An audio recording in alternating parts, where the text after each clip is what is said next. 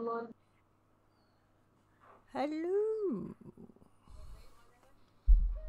Welcome to last week on Stormlord's Wrath. The party dealt with the loss of their teammates and planned to bring them back to life with the help of Leylon and Lathander's priestess Marigold. They met Jack Torver, a devoted follower of Lathander who has gathered the villagers to help. Offerings were thought of for each of Vilfin and Zenora to hold their tethers to this plane and answer the call that Marigold reached out to give to pull them back.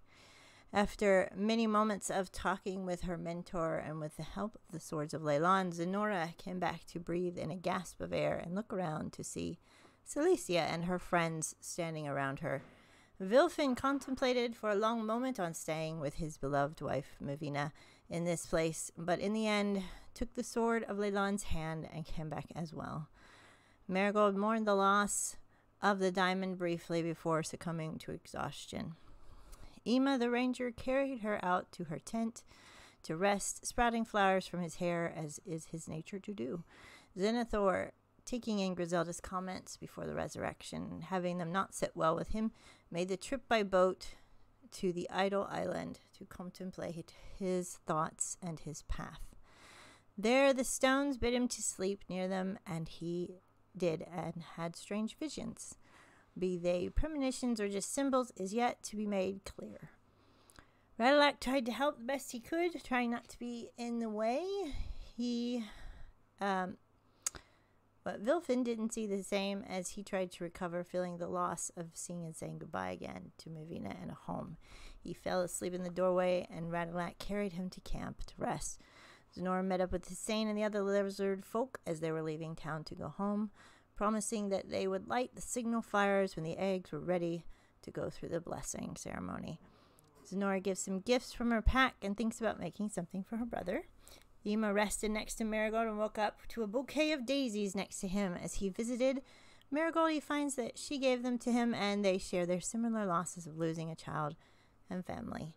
Marigold explains that her friends Sue gave her the diamond to bring back her own child, but alas, it was glass.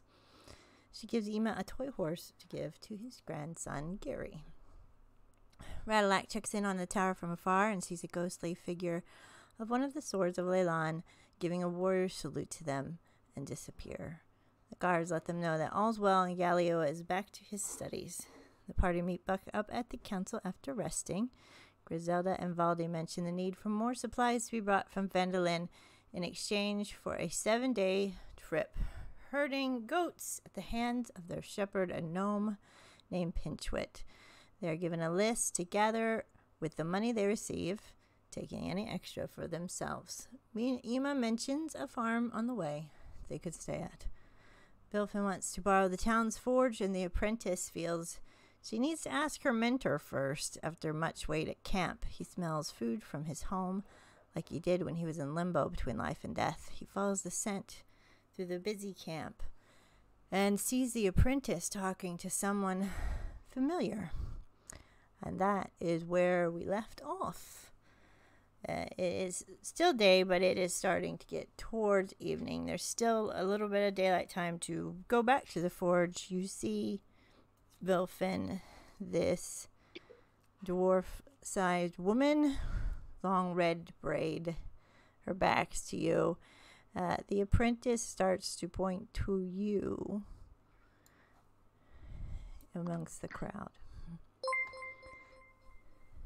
Vilfin stands there for a second and then just almost instantly just turns 80 degrees and heads straight back towards the camp really quickly, like he's freaked out. In his head he's just like, no, can't be held, can't be, and he takes off. Do you go towards your tent or? Yeah, back towards the camp. The settlers are still busy walking back and forth in front of you, and the woman points, but you have turned away. You do not see what happens from there on. And you go to your tent, giving up the idea of the forge, I assume, for the night. Yeah. We have left off with Xenothor was coming back from the docks. Zenora has some carving tools now. So Nora would have gone back to the camp and then thought better of it. She wants to go see Marigold and walk Marigold home. Okay. Does anybody else want to do anything so we can take turns, or y'all good? I don't remember where I was. You don't remember where you were? No. Over there. When Nate gets off the flat and starts walking, he just has a brief moment and looks out towards one of the gates.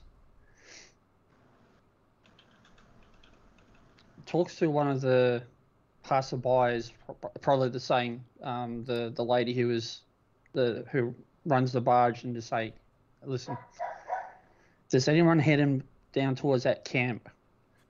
Let her know I'll be back in the morning. All right. Will do. Ema, I do believe that you were with Redlac checking on the tower. Yeah, we went to the temple after that. And you guys went to the temple after that, so the shrine. So, Zenora, you'll meet up and see them both at the shrine as well. Where Marigold is kind of like wrapping up, cleaning up all the toys and straightening the pews and getting ready to go back to camp. So all three of you are there. Oh, hey, Zenora. Where are the other two? I don't know. They I think Vilfan went to the forge. Maybe, I don't know when it is. Yeah. Well, Ema's inside. I'm staying outside because, like, I might have said some, like, harsh things to Lathander, and I think maybe, like, it's probably best to stay outside. Sonora's gonna give him a hug and a peck on the cheek. Okay. I wanna talk to Marigold. Yeah, I think she's inside too. And I'll walk in and see Marigold. If she's cleaning up, the children's toys, I will help her do that as she's doing it. And as if I want to speak, but don't know how to speak. Ema, what are you doing right about now? I'm assuming I'll be assisting Marigold. You're assisting? Whatever she's doing. So you see Zenora in there helping, and she's like, "Oh, hi guys. Thanks for all the help. I don't know what I'm gonna make for dinner tonight." I don't know what. I haven't even thought about dinner. Can I ask you something? Which one is your plot of land? Which one is my what? Your plot of land, the house that you want to build on. You know what? I didn't really pick one. I don't like being too pushy. They all seemed pretty much the same. So Marigold, pick a place. Well, please. Well, I mean, you guys are going on a trip, so I feel like that'll give me a couple days to maybe walk around the town, and I kind of, no offense to Lathander, bless Lathander, I kind of want to be kind of away from the shrine, you know? You don't want to live close to work all the time. True. Do you happen to have a sapling for your apple tree? I'm sorry, I didn't mean to eavesdrop, but I heard something about an apple tree. Oh, no, I don't actually. I figured we could just get some apple seeds out of some apple. I don't know, I'm not a gardener. I have some talents. When I come back, please make sure you've picked your plot of land. Okay. I don't have money anymore, and I don't have a lot to give, but I can do something for you, even if it's something small. And I'm sorry again, didn't mean to eavesdrop. about your daughter. I'm sorry we were too late. Oh, some things are just meant to be. Sometimes. I think I'm making peace with it. Oh, if we ever get a chance, if she wants to come back, she will be fighting. Yeah.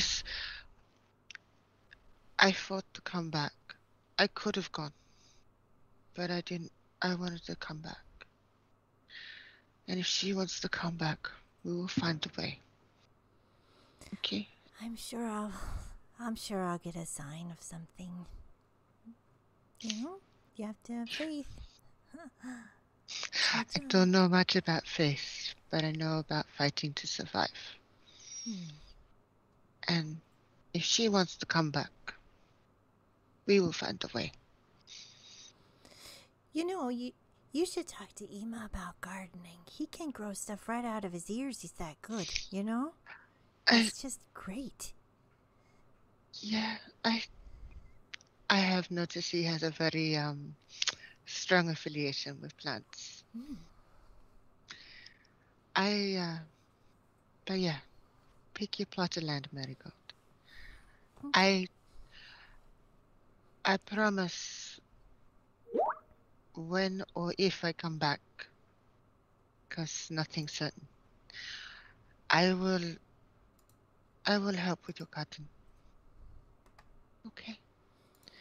And a curious question. You don't happen to know where I can get some bells? Bells. Let's see. No, we don't have a general store yet. Maybe I kind of thought. Phandalin, probably. I keep I repeating thought this that, much. but yeah. I don't. And Sonora will give a sad smile. I might have some meditation bells in the back if you want some bells.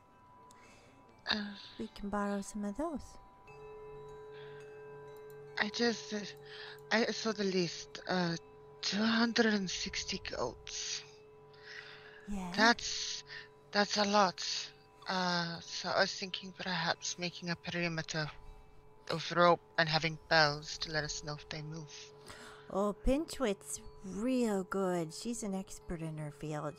It's just almost magical to watch her way around animals. It's amazing. You'll see. Okay. I just don't want to lose the goats. And I don't want to owe the town any more money. Why did Griselda do that? She's kind of looking out for all of us and you in her own way. She's a bit gruff, kind of like a goat, but she's actually warm and fuzzy on the inside, like all dwarfs, really, that I've met. Well, I talked to Celicia and Hassan, and that they said that she paid the debt. It's not her debt to pay. Well, it is. It's now. ours. She doesn't need to hold it over us. Nate already gave him her sword. I think Griselda's mindset was she had more to offer them that they would need than you at the moment. So she offered them what they need. Supplies for building their own town. I can't wait to see it.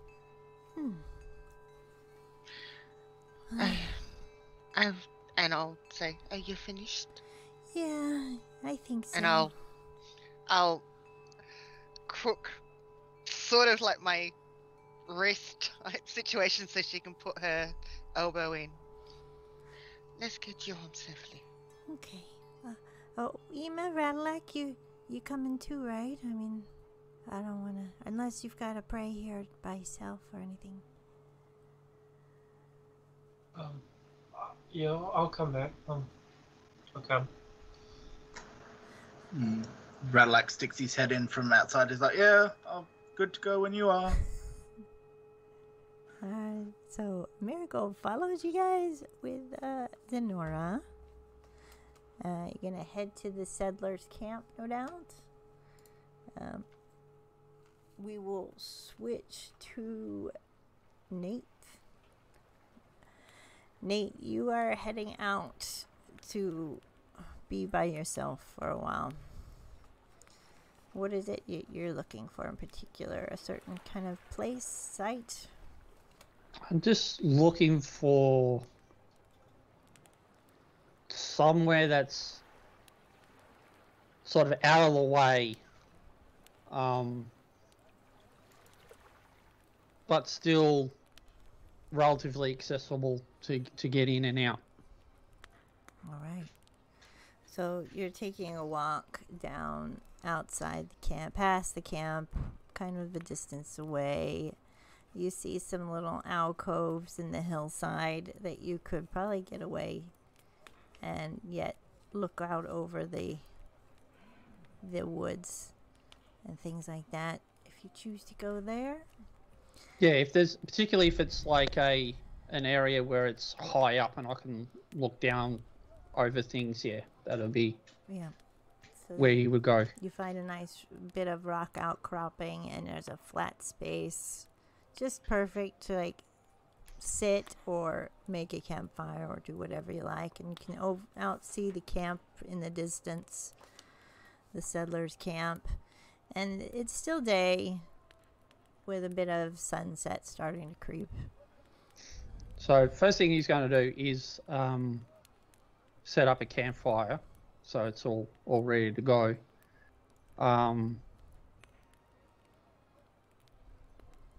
And then secondly, he'll just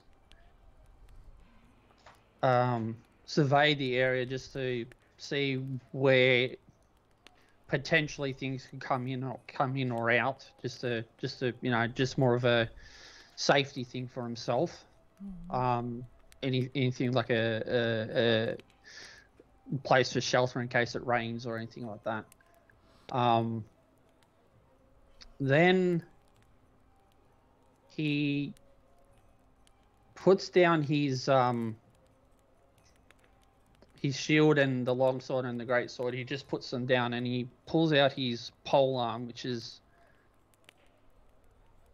something he hasn't used for a while. And it kind of reminds him of the spear that he was given by Hussein, and he's sort of putting it down and said, I think it's time to get reacquainted. And he just starts some of his old training and weapon exercises with the pole arm just to get refamiliarized with it, get refueling the weight and the balance. And the more he gets comfortable, the more sort of flamboyant that he gets, spinning it around, sort of move it around, and just basic defense and attack techniques. And he's just going at it. He's going at it, and he's using this as well to release some of the pent-up anger that he's got inside. All right. Make me a perception roll, please. Okie dokie. You're up high, and you're being very fluid as you're spinning. I'm just talking while you do your roll. And you hear the sounds of the spinning pole arm as you're going through the breeze, and that's the only noise you make. You're very cat-like, of course, in your movements. And you hear like a little kind of bunch of pebbles fall down. What did you get? 15. 15? So hearing those, you kind of stop the pole arm with your other hand real quick. And you listen a little bit. And you start to hear like two voices, male and a female. And then like, is this the spot we're supposed to meet? I don't know. I hate being outside in the dark.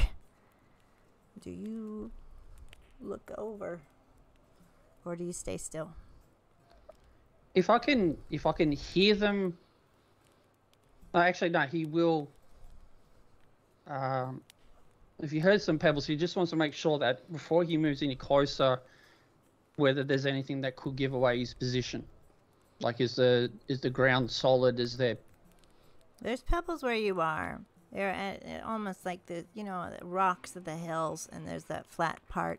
There are bushes, so you are hidden. You've got lots of space, some bushes. If you were to, All right, he'll take a peer over. yeah, you see two rather kind of thin people in robes, almost like cloaks.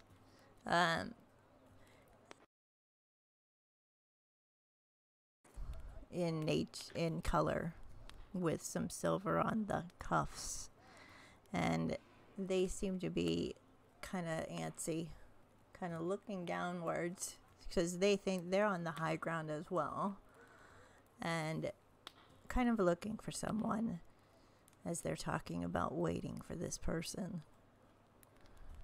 And as with 15, Yep. you notice one of them has a tattoo of 3 lightning bolts on their forearm.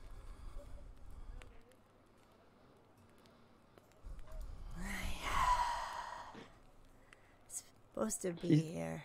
Well, maybe we were supposed to go to Phandalin. And the other one's like, shut up. I can't hear anything. Knowing that tattoo very well, from where he's positioned. So what's the distance between where he is in terms of height and, well, actually height and distance? Would But you they say? didn't. I'm gonna roll, see if their perceptions. They have very high perception right now, since they're on the lookout. So I'm gonna say they didn't hear you. So they're enough of a distance away, 15, 20 feet away, and you have the high ground. They're focusing downward.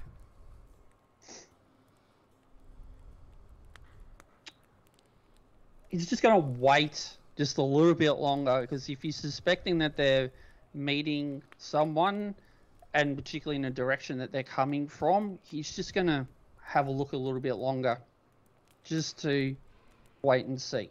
See? All right.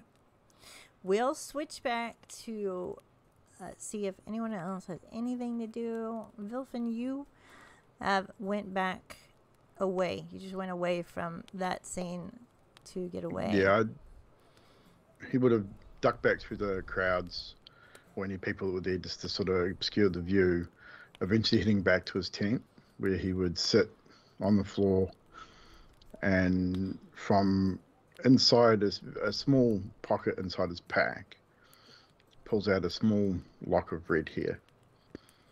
It's been in his pack the whole time. It's the first time he's ever taken it out, and just holds it in his hand and sort of just starts going through his head what he just saw, trying to make sense of it, trying to make sense of what he saw when he was effectively dead.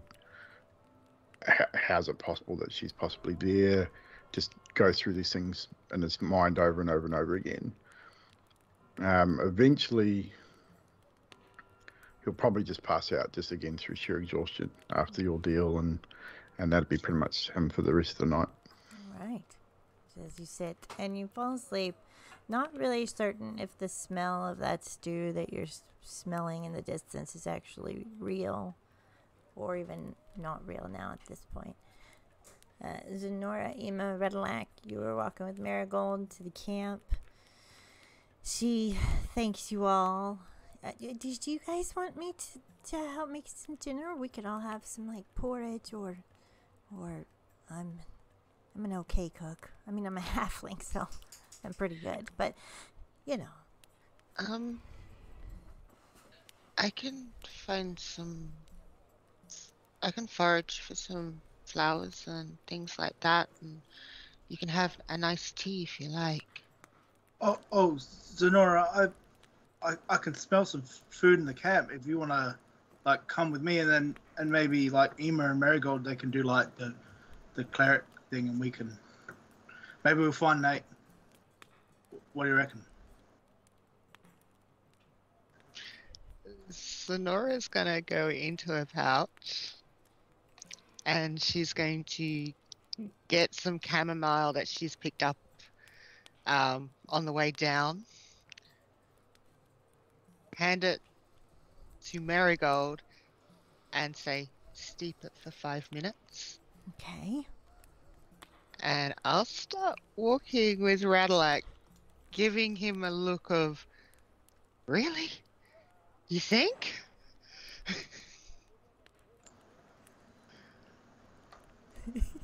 Radlac would not pick up on that look. What, you couldn't even make a perception roll? Really? I can make you, but it's kind of obvious. I mean, like, he's just like... It's not that he doesn't notice, it's just that he doesn't care. He doesn't want to. So Sonora's gonna just go to the tent. She's gonna hand Radalak one of her rations, and she'll have the other one. Okay, I took the hint. Yeah, but that he's like, but I can smell. I don't think it's for us. Mm. Well, unless you want to go ask, why don't you go ask? I'm just gonna stay here. It's been a long day. Radlac will follow his nose. Sonora's gonna do a quick scout, see if Nate's there. If he's not, she's gonna sit outside the tent. She's gonna put the cloak over her and have it transform into looking like it's part of the tent, with her back against the tent. So her back's against the tent and she's just sitting there outside the tent with the cloak over her.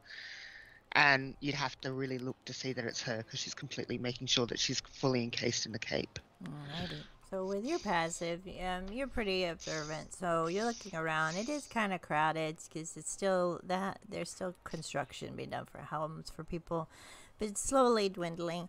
And you see Radalak going through the crowd, looking around. No sign of your brother so far.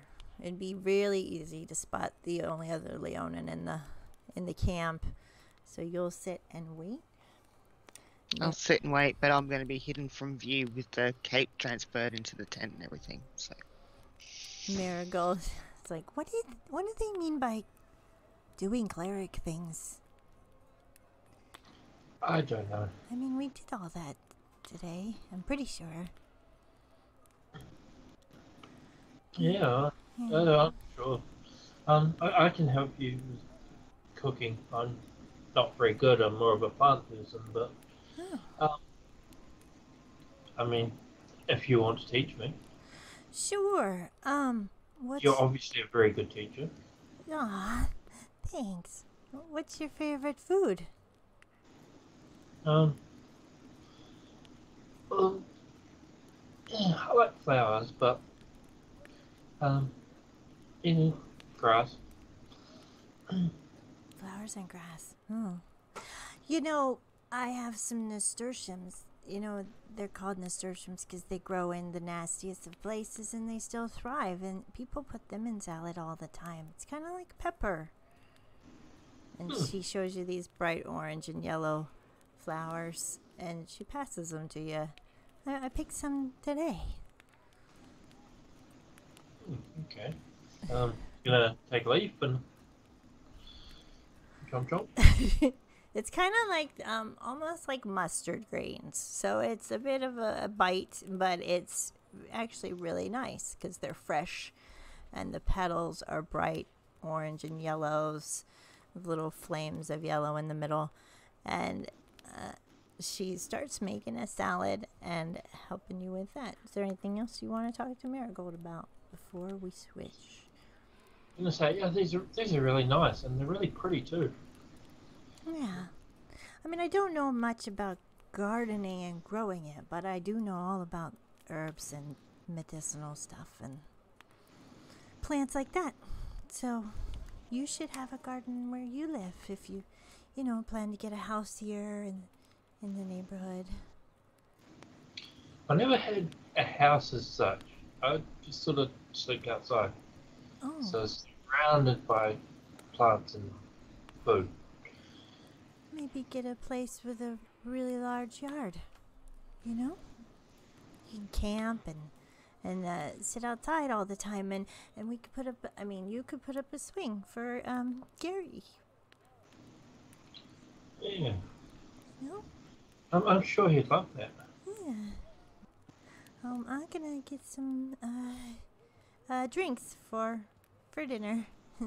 She's kind of awkward, and she goes off to grab some drinks from Griselda's, because Griselda's got all the good stuff in her tent, and she'll be back.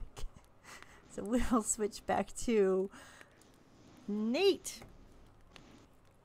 You are waiting. About 5 minutes go by. You see these guys are not ones for patience. They're getting upset, and they're like, we paid this guy to join our cause. I think we got railroaded. I think we did. Elsbeth. And she just looks at him like,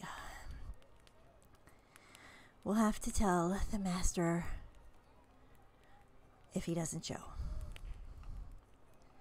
They all pay in the end. Don't worry. When Nate hears that, he says, yes, you will. And he just comes out with his pole arm and just ready to swing. All right, so you leap down on top of them. You are right Yep. above them.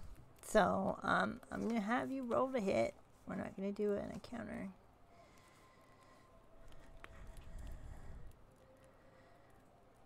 These guys are worshippers, not really fighters. And Nate doesn't care. Yeah. They tell us as far as he's concerned. So Oh, anything to Kill do them with them, all. he's rebel scum. pretty much. The mindset that he's in at the moment. That is 25 to hit. All right, yeah, I would say that would hit. So swing away.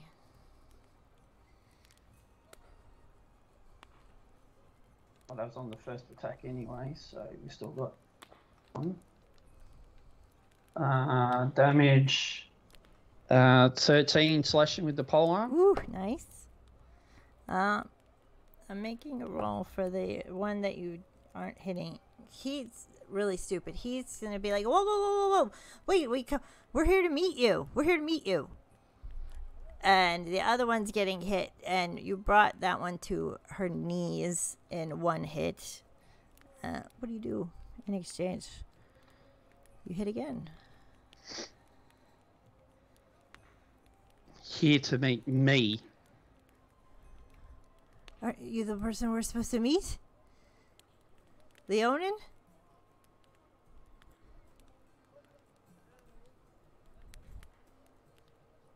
I am Leonin. I see that.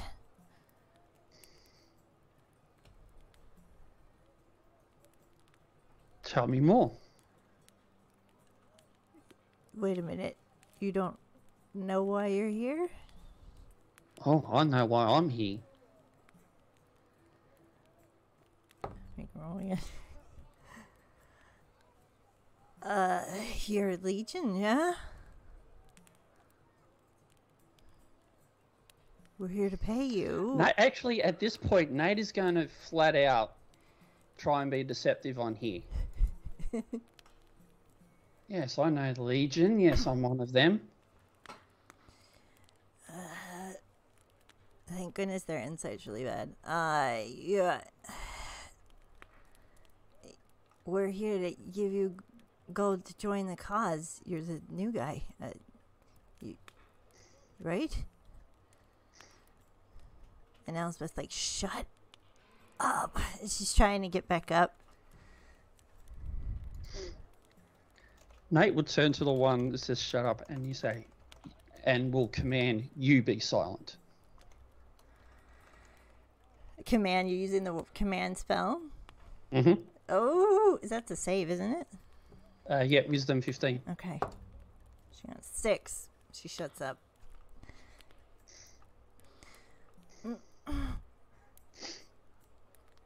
She's trying to...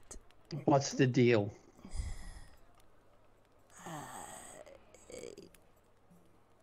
gonna roll an insight.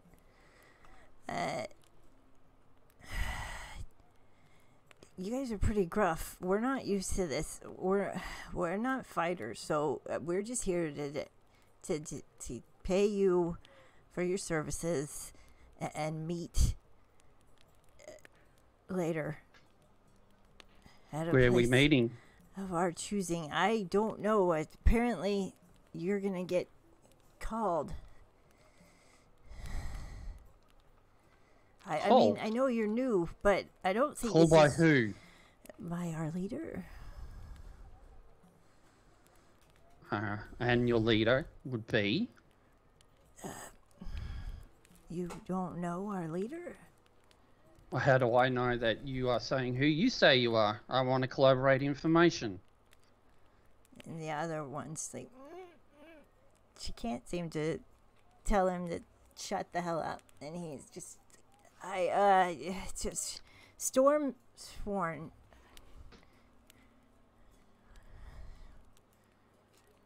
She's not going to be really happy with us if we don't have a message to take back to her.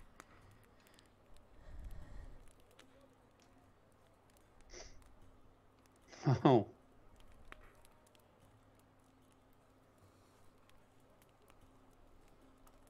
As your I have a message for you. And then he finishes off the one that's already injured. Elspeth, yeah, finish up. Yep. She just, you stab her with a pole arm through, or? Yeah, he just... As she gurgles and is on her knees already and kills over, he's gonna start to run away. You will have an opportunity attack, or you can just let him run back with his message if you so choose.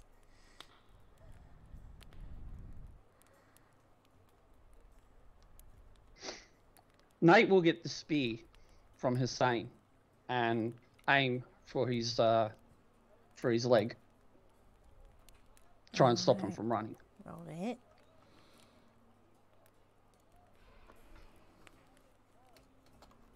$22. Woof. Yeah, that'll do it. We're not going to roll it. I want you to say you spear him in the leg. Are you going to let him keep trying desperately to limp off as he is screaming out in pain? Nate is going to stalk him. Oh. He's going to stalk up to him. And he says, you see, while I may be Legion, it doesn't matter who you are. Whether you're a fighter or not, you get in my way, you die. Now, before you run away,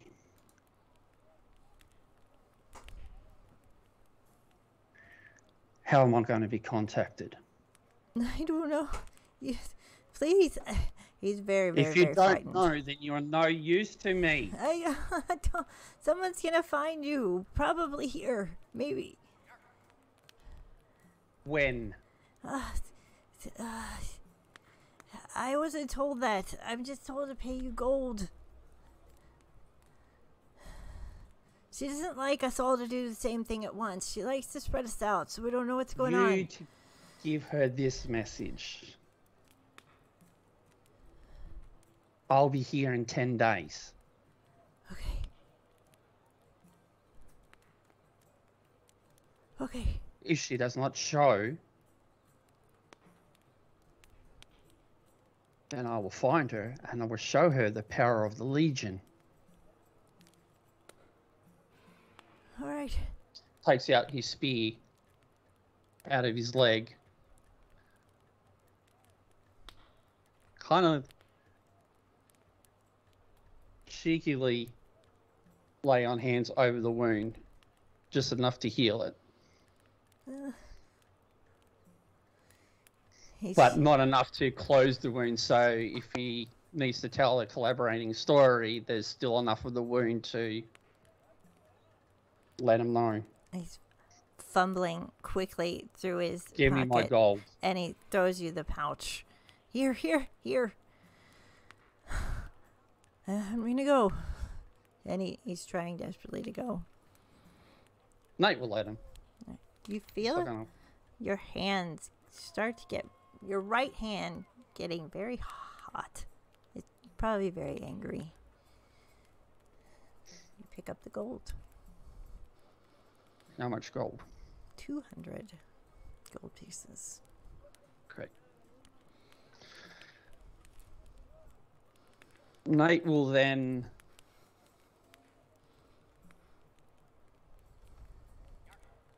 go over to the other body and just look at any belongings or anything like that. But if there's something Talos related that he can actually take, like if there's the symbol or anything like that that he's actually able to physically take, he's going to make sure that he grabs that. There is a silver brooch pin of 3 lightning bolts on her cloak. You'll take that from her. Yes, So you take definitely. off the pin. Not Yep. much else. She was just walking there to meet with her friend, so she doesn't really keep anything else on her. Some rations, nothing of use. Nate will look for somewhere to dispose of the body. So there's like a crevice or... There are several rocks and boulders and stuff. You could easily just cover her with brush, rocks, things like that. Yep. And a Yep. So that's ditch. what he's going to do. Yep. Make sure make sure that it is covered enough that nothing is can be easily visibly seen. Like they'll have to physically move whatever's there if they want to get to it. Once he's done, he'll head back up to his spot.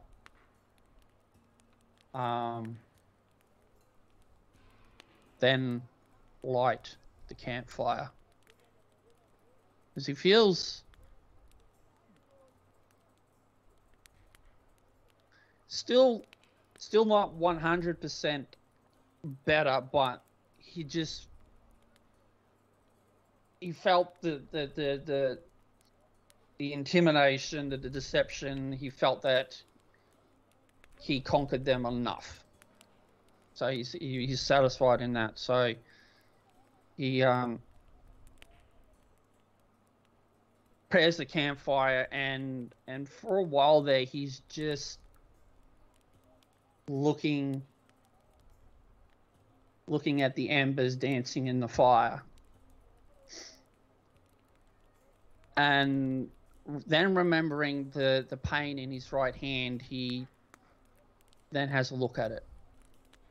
Just seeing if there's anything wrong or if there's anything changed. All right. So as you look at your hand, you notice a aura, almost waves of reds and oranges going up to the tips of your fingertips. And if you concentrate on it, the feeling changes for you.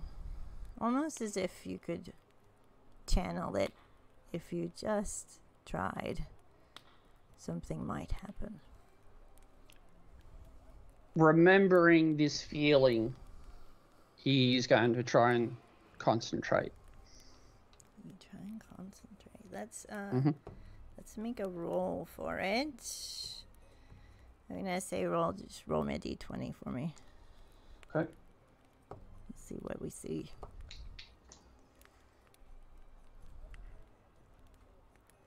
$13.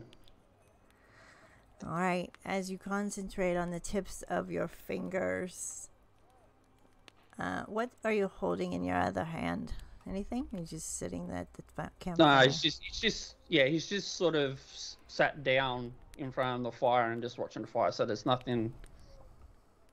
So his pole arm would be sort of on the ground next to him. Watching the fire. You're looking at the pole arm a little. You're looking at your hand. You're thinking of Talos and all that you've just witnessed and said, and all these emotions are going through you, looking at the fire, looking at your hand, and whoosh, your hand lights up with fire,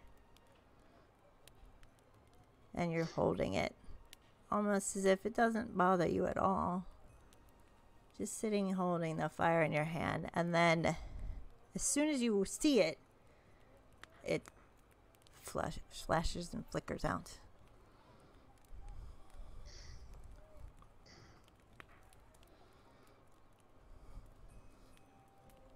Nate takes a deep breath after that.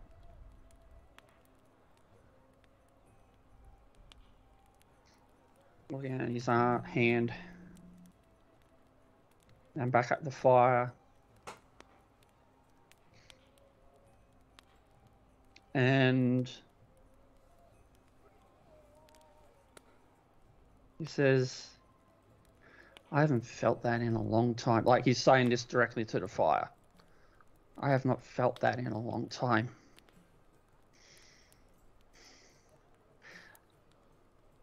And I don't know if it is you or if you're listening.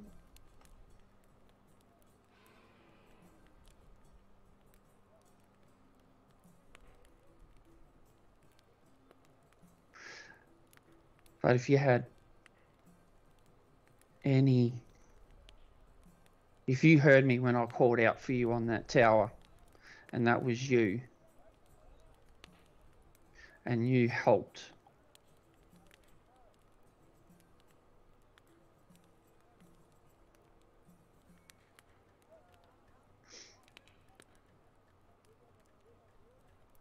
thank you.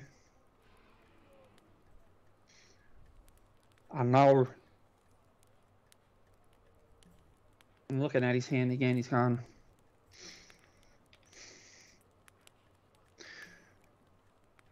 It wasn't the time for me to use that. Not now. I don't know what this means. Why now? But I know I need to get better. And I know I need to get stronger. And I'll do whatever it takes. However it takes. Pulls out the pin. Well, the world's going to be saved. And I will bring you down. I will bring him down.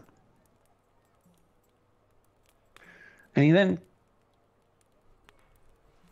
kind of as a trophy, he puts the pin on around the neck chain that he has with his focus piece. Mm-hmm. And with that, he just keeps just watching the fire until he passes out. All right. So you sit and contemplate until you fall asleep. We will move toward daybreak. Who took the list for the Phandalin goods at the council? I don't think we ever said that anyone took it. I think it was assumed. I'm going to say it was probably Zenora. All right. Considering she's the one that has everything in the right place and everything like that. So. And I have a question for Ema. Do you sleep in your tent? If Marigold would let me, I'd sleep on the floor in her tent. All right. Like it did the night before. All right. It's up to her. So we will say roll persuasion. So I was gonna think in my head they talk long hours into the night, so it'd probably be like a persuasive conversation where she'd be like, you know what, just camp out with me, kind of thing. What'd you get? Yeah. 19. Oh, yeah. All right. So, just so everyone knows, Ema is not in his tent at morning. Vilfin, Nora's sleeping outside the tent. Nora's sleeping outside. Vilfin, you do your morning rituals as usual. Or have you decided not to? All right. Nope, just stays in his tent. Zenithor, you'll probably know that it's a trip tomorrow, so you'll probably be heading back into camp in the morning. Nate would have woken up a little bit earlier just to make sure that he gets to the, at least at the settlers' camp before everyone is ready to head off. So, Radalak, I'm assuming you slept in your tent, and yeah. Did I find any food? probably did. You probably, the settlers know you by now. You're a lovable character among the town, so you would have been offered some good grub for the night. Yeah, so I would have spent as long as I could around other people, and then I would have, when everyone headed to bed, I would have headed to bed. So. Right. Yeah. So you had some good food, good conversations. You probably would have seen Nora sitting outside. Probably would have noticed Zenithor's kind of not seen, or Vilfin, really. Or Ema, really, now I think about it. And you guys will see Zenithor walking into camp in the morning. Unless you're sleeping in. Yeah, Vilfin won't be out anytime early. Not early? Away? Nope, just in his tent. Oh, out. By himself. You're going to hear a large stamping of feet, just in tons and tons, 150 times 4 hooves are clumpering into town outside the settlers' camp, and all the kids are going crazy, rushing around as this large ram, 2 meters high, 3 meters long, 900 pounds, excellent horns, with this tiny little gnome in a ponytail in the saddle, sidles up, says, "Whoa, whoa, whoa," chuckles, and this little ladder comes down. Good morning. I need 5 people I'm supposed to meet. Anyone? And she's just saying it to everyone. Except to you Nate, guys. if Nate's already there and he would have already been at the camp just waiting. So he would have, before all that happened, he would have been writing down on a piece of parchment, and probably by the time all this happened, he would have completed all that. So he would have just folded, just roll it up, and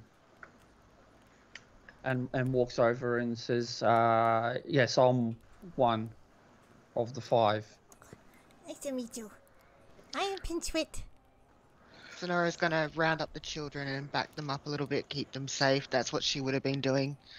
And then seeing Nate glare at him because she didn't get told that he wasn't coming back because she never met anyone to tell him that. She's going to glare at him as she's herding the kids away from them. Renlac will come up behind behind Nate. Go, "Oh, hey, yeah, I'm one of the 5 too. We're mostly not people though." Mostly not people. Oh, that's not good for goats. Goats. Oh, you look kind of like a goat, so you're good. I'm Pinchwit. Nice to meet you. Hey, Pinchot. Hi. Oh, you're scary looking. Okay. I thought that might be a case. Do you want me to perhaps, give me 1 sec. And Zenora's going to wild shape into a giant goat. Okay, just so you know, you look amazing. But it is mating season, so be careful. And, I'm Pinchwit. That's 3 out of 5. I'll go get Vilfin. Does anyone know where Ema's with Marigold, maybe? And they will just leave. He's not even going to wait for an answer. You go to Marigold. Oh. I'll go to Vilfin first because I assume Vilfin's where Vilfin would be. Stick your head in. Vilfin, you awake? I can't hear you. He won't answer. He won't answer to begin with. He's still inside his tent. Just get this big bison head through the tent flap. We got to go. We got to go. Hey. And what you'd see is he'd just be head down, drawing in a diary of sorts. And what you would see, he's not trying to hide it. What you'd see is the start. It looks like he's drawing an axe, like a battle axe, designing out a battle axe of sorts on a piece of parchment. He sort of looks up. Hey, what? Sorry to disturb you, Vilfin, but the goats are here. All right. Of course. I'll give you a minute. We'll be out here. You can't miss us. Okay. All right. I'll be there soon. Go find Ema. And Vilfin will start collecting his All right. stuff. Ema, are you awake, or you wait for Radalak to wake you up? What do you feel like you'd be? I get a feeling that 100. I feel like you'd hear it. Hooves might wake up the dead. Yeah. So You wake up to a bouquet of nasturtiums next to you, and Marigold is gone. Yeah, he's gonna take the bouquet and go outside. Join the other. You see Ema with a bouquet of orange and yellow flowers as he comes outside. Oh, wow, they're very pretty. I guess you know the goats. We got goats. Oh yes, I can hear the goats. Yes. Ema's going to go over to whoever the gnome. Is the gnome somewhere? Mm-hmm. And say, "These are your goats." Oh yeah, Pinchwick Wigglewoff. Nice to meet you. She lifts up her arm. He's gonna shake your head. Are those present for goats? They love nasty things. They love that, and cans and bags. Ema's gonna take one or two flowers out and stick them in his pocket, and then he's going to go to the goats and sort of hold them up, like one at a time, to as many as he can. Zenora, you get nasturtium shoved in your face because he doesn't know you're one of those goats. Ema, it's me, Zenora. Give me a moment. I need to talk to the goats. Okay. Just so you're not so scared of me, I realize I'm scary because I'm a Leonin. So I'll be like you for a few hours. I'm a lion, so do not mate with me. I will not be happy. And they can hear me. I actually can converse with them because I'm a goat. All right. Ema is also going to converse with the goats. He's going to cast thaumaturgy. Thaumaturgy. Yeah. Thaumaturgy. Yeah. And make his voice 3 times louder for a minute.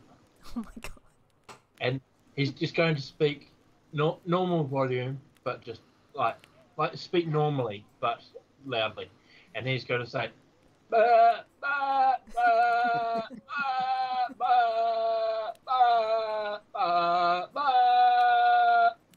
So what are you saying, Ema? Because Zenora can hear you. Translation. That's what you heard, but I'll send you the translation. He's just Thank you. buying. The goats are just like...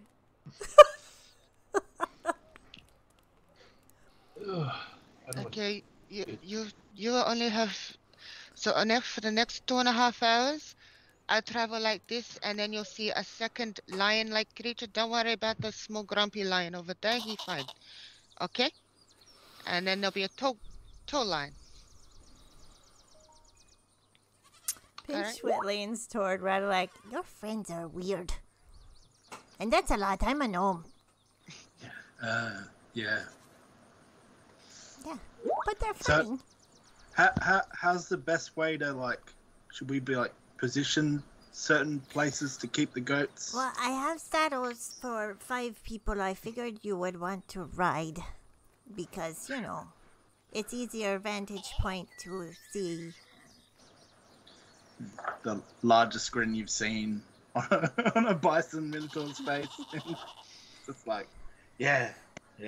This is Chuckles. He's mine. And Chuckles is like, and then, Hey, Chuckles. yeah, that's, oh, shoot, I forgot. There's 150 of them. It's hard to remember. You know what? You can name it. I don't care. But you can have the black and white one over there. He's used to carrying, no offense, a lot of loads. And then I've got a couple rams. So everybody can hop on. You have list? Because I didn't get one. Zenora the goat's got it. Oh dear. Vilfin, Oh bother. you come out to Ema loudly baaing at the goats, and you can't really see Zenora. You're coming out too.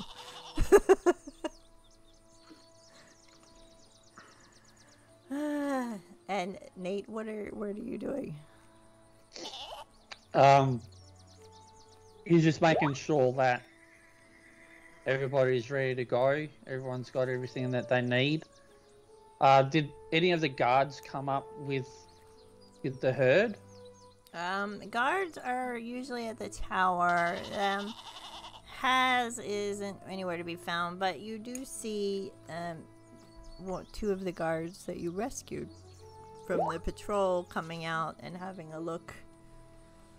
Alright, so I will walk over to one of them and I hand them the piece of parchment and I say, if you could be kind to give this to Griselda, this is a full report on the events that happened in the tower. We never had a chance to discuss, so probably wants to be informed. Will do. I'll drop it off at the meeting this morning. Thank you. And he gives them a nod and shakes their hands and then heads back and looks at everybody and say, well, we're ready. All right, let's go. Yeah, I think we're all here now. All right, so I would say one of us be up front with our friend here. We should have one of us either side of the herd and then one guarding the rear. Right. So Ratlack will Sonora's- climb up on top of his goat. He'll come up with a name later. And he'll go, I'll go to the back. This fella looks like he might be a bit tough. Sonora's going to go to one of the sides, but only Ema will know which one is which. What do you look like as a goat? Do you have the same colors like Zenora, like an orange kind of a mane-ish on the neck of the goat? She would have tried to assimilate, but the fire braids would probably give her away a little. So Yeah. they'd probably be like where the horns are, they're kind of like little fire. Little fire tip ears, maybe. Yeah, something along those lines. So that's a good way for Ema to know that which one's Zenora. One of the goats is on fire.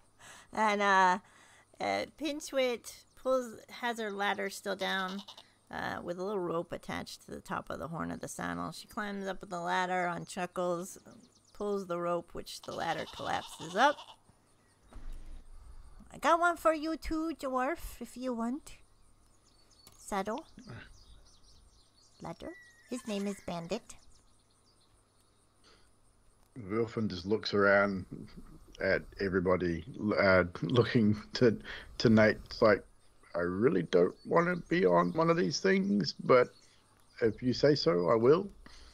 Looking for some form of leadership, I guess. He's sort of a little out of sorts. It would be obvious that he's not himself. Nate will look, and if you want to walk, you can walk. All right, that's me. But we'll leave this one saddled in case you decide to change your mind. We are on a 7-day trek. I get the feeling that maybe Vilfin's not going to be able to keep up with like giant goats with his little legs. You're probably right. Oh, for fuck's sake. It's cool. There's Nate will go over and give him a boost up. He does so sort of not begrudgingly, but he gets up there and you can tell he's not comfortable at all. I have heard of majestic dwarfs with very long, fiery beards riding snowy tundra goats through the mountain. Goats through the mountains. Groats? I've Yeah. never heard of a groat. Yeah, they're a mountain goat. It's very cool. You never rode a goat? They're great. I'll have to take your word for it. Anyway, we ride.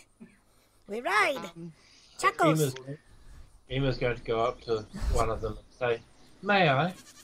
and then climb up onto his back. You may. It says back. Sonora's going to walk alongside one and try to hold a conversation with him. He walks to the front next to Pinchwood. All right.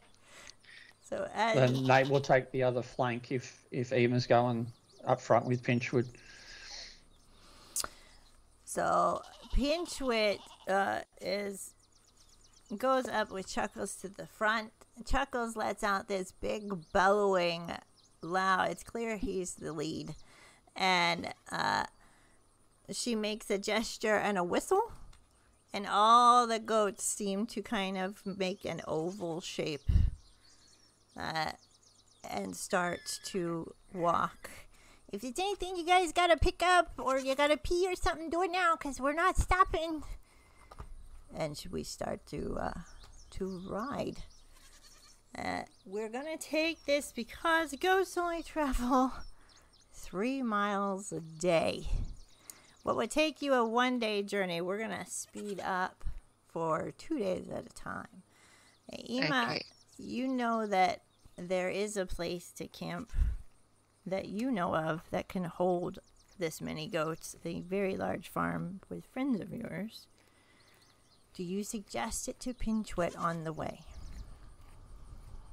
Yes, I would. I'd say we can stay here probably a night if we need to. But it's a very spacious place. They're very good people. Oh, I know them. They're nice, yes. Oh, yeah. They've bought goats before. So, upon talking with the goat that's next to her, once she's actually cast to transform back, Yeah. she would have tried to gain a rapport with the goat, have a conversation. I don't know what its name is. We're gonna say it's Dandelion. It's a you. She's very nervous and skittish, and she's talking about how she's really worried and what kind of animals are on the way and what exactly are we getting sold for. 'Cause she doesn't realize you're not a goat, and you're having this conversation with her. So And you'll I probably kind of say to her, I'm not technically a goat, but I have no idea. We were just told to move you along. Is there anything else that you're worried about along this trip? Are we By the gonna way, get enough grass? I'm really worried about the grass. I can make it so you at least have grass once a day. Oh, that'd be good. Yeah. Okay, Do you that's Do you think Chuckles likes me? I mean, he's got this really long beard and those horns. I really, I come into season next year, so I was kind of wondering. I gotta get a leg up. I tell you what, see that one up ahead? The The human? Oh, yeah. He can speak to animals. Do you want me to ask him see if he can find out for you? Okay, but if you ask him, don't tell him that I wanted to know, because I don't want Chuckles to know that I want to know. I just want to ask him, so don't make it look like that I wanted to ask him. You know what I'm saying? Kids don't want to... Yeah. I'll make sure I met the goat. What do goats talk about on D&D? All right. So, 2 days go by. The second day is coming across the plains, and so far it has been pretty easy. You guys chat amongst yourselves about the goings on, when up in the sky you hear the distant flapping of wings, and you see Zenora, and anyone with perception above 12 is gonna see 2 wyverns circling above. The goats don't see it yet. Pinchwit does see it, and she's like, "Heads up!" Sonora, because I wouldn't be a goat by this stage, because I can only do it so many times a day. But she wouldn't be a goat.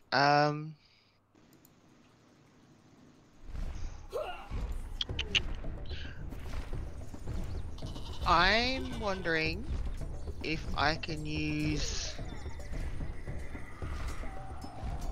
because I haven't done it yet, because we've only done the thing. I'm gonna call heads up to anyone about the wyverns, because I'm not sure what other people's passes are. I have passes right here. Renalac. Renalac and Zenora. I said 12, didn't I? Did I say 12 and above? Yeah. I do believe so.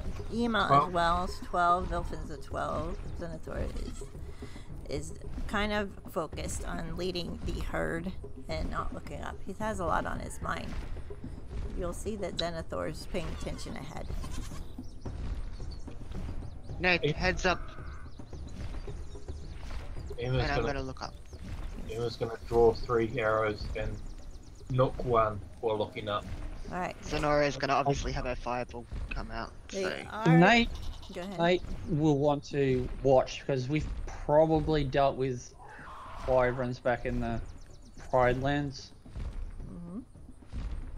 And he's just going to watch them just to see what they're going to do. Like, initially, as they're coming toward, are they looking to swoop? It looks to be a pair. They are circling. They are gauging all of you.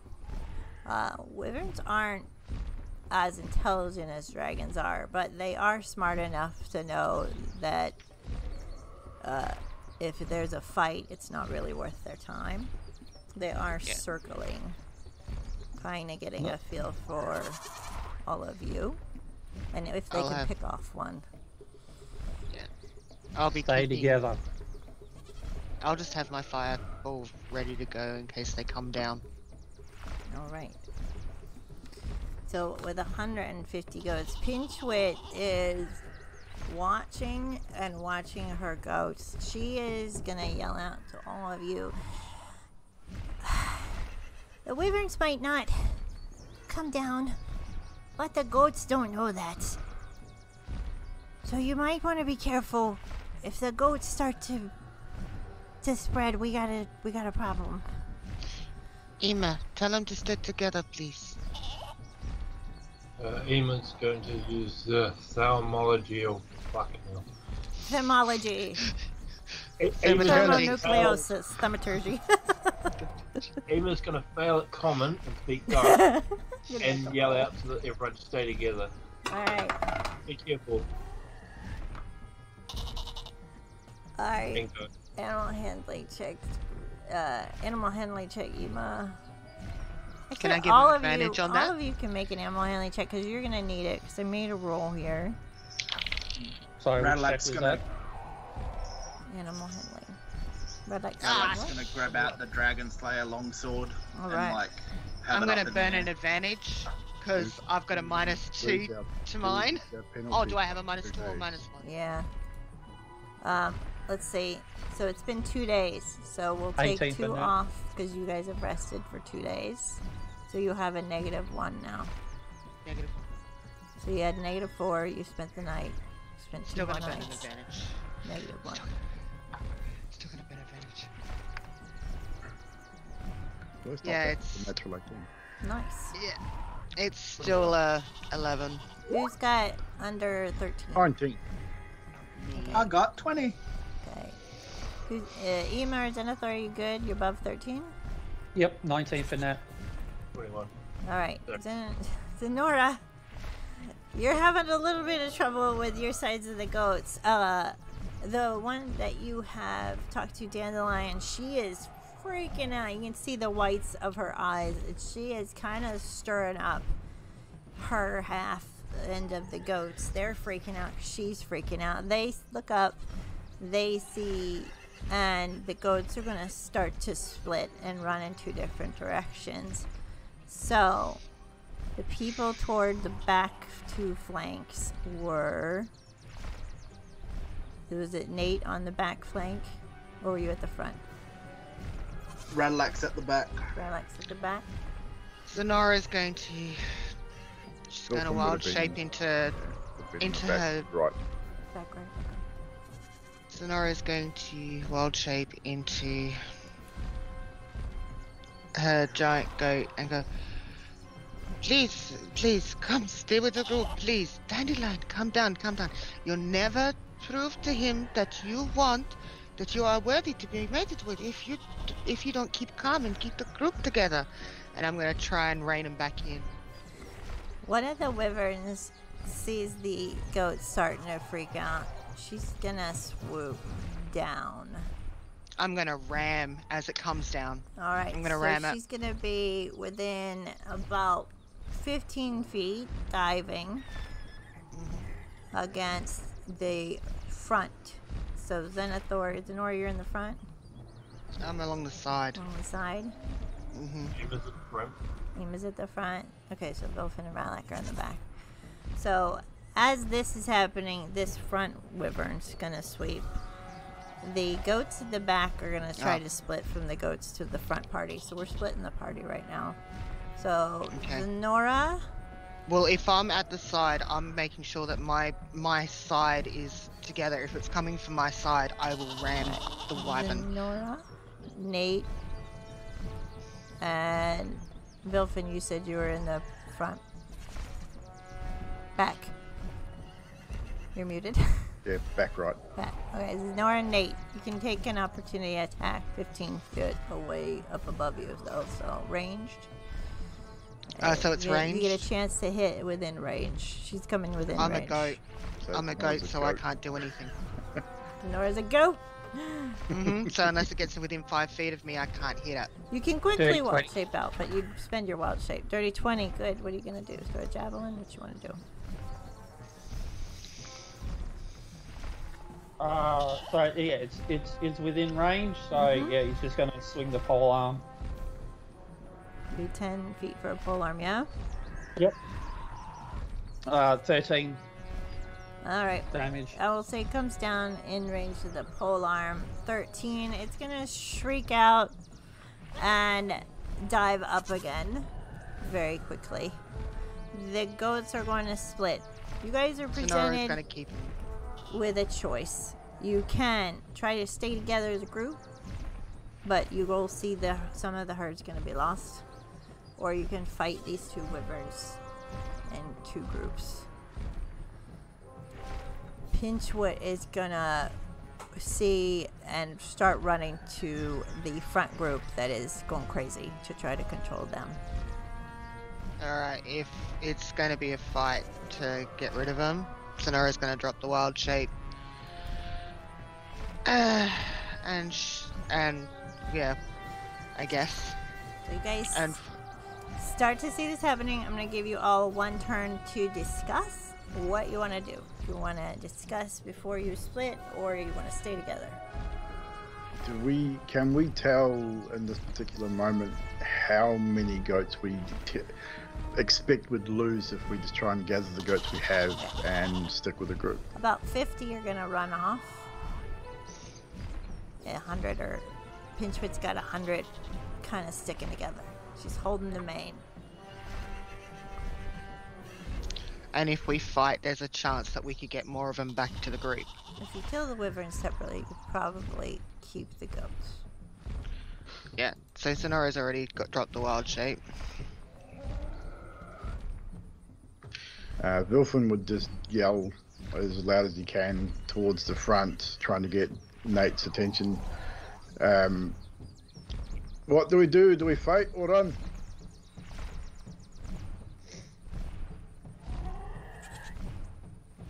Is there any area of cover where we might take the 100 goats we still have, like a tree line or something? You know that this farm, Yma, you would know the farm's very close, and you do see a tree line with woods in the way that you could probably get into cover. Also, it's 2 wyverns. They can't take everybody, so... Pinchwit is too busy to debate. She is just gathering as many goats as she can, huddling them up, running around with Chuckles like a cattle herdsman almost, doing her whistles. He was going to yell out, "Ah!" Oh wait, shit, sorry. The farm's just over there. The farm's just over there. If we can get them there, I mean, we can kill these things if we need to. Do I fire or do Agreed. I not fire? Agreed. Go to the farm. Do you stay together? Yeah. As you stay together, Dandelion gets picked up by one of the wyverns, and another wyvern grabs another one, and they start to fly. But Pinchwit and all of you have managed to corral most of these goats and make it to the tree line.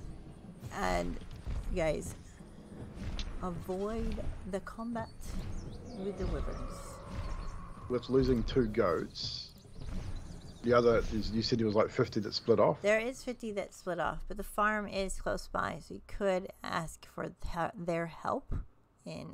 At this point, seeing the wyverns fly off with the 2 goats in hand, Vilfin would just turn to Radalak and say, "Give me a hand to collect these others," and turn his goat and head to try and corral the other remaining goats. Sonora's already doing that. And Nate will then stay with Yma and the rest of our herder and the rest of the group. Alrighty. You guys see the tree line. You are corralling. And the goats are settling down. Pinchwit's like, "That happens. It happens. It happens. It's a fact of life. It happens." This farm, Yma, you say? Yes, it's just over the tree line. Okay. Maybe we get there. I'm gonna run with Chuckles. Try and gather as much as the others as I can. If you want to lead them to farm. Okay. Ema's gonna yell out to the goats, "Follow me!" and go. "Let's go, it's just over there." Over the tree line, where the trees break, is a wild, expansive plains with a large building and several little outbuilding barns, all fenced. You do see 2 giant goats, so they have been purchased by Pinchwit before, she said, as you guys are walking with these goats over. They're all bleeding, but they're calming down significantly. And you start to get closer and closer as you get about 50 feet away. The noise of all the stomping brings out a young couple out of the home. And they see all these goats. And they wave, not really knowing. They're assuming it's Pinchwit. They don't know you guys yet. They can't see you yet. I think now's a good time to take a brief break real quick before we arrive at the farm. So we're going to stop and take a brief break. And we're just wondering, before we go to break, have we corralled them, or are we about to go and find out after the break whether we corralled them? We'll find out after the break. But Pinchwit has left to go and corral the stragglers to see if you can save as much. Because the more money you'll make, the more goats you have in hand. So she's trying to save any stragglers and lead them back. Since she's the expert on that, so... She's entrusting. You guys have been with the goats for 2 days, so you pretty much know how to handle them. In the 2 days, she's taught you the ropes, so we're going to take a brief potty break with the goat sounds going on in the distance. Hey, we'll be right back. The choice to fight 2 wyverns or not fight. It's just not to fight. Interesting. I had it up because I never knew what you guys were going to choose, so. We're back, guys. Thank you for the resub, JJ, by the way, and Mina, being sneaky. I really do appreciate it. We're having a debate. Is it called wyverns or wyverns? I've heard it pronounced both. Tomato. Your choice. Yes. The answer is 42. The answer is yes. All right. Pinchwit is gathering up the goats. She manages to whistle and lure them back with some very potent smelling rations from her pack, as she does. And they know this out of habit now to come running back to her. She's got Chuckles. She's following up. You get closer to the farm and you see a young man, brown hair, beard,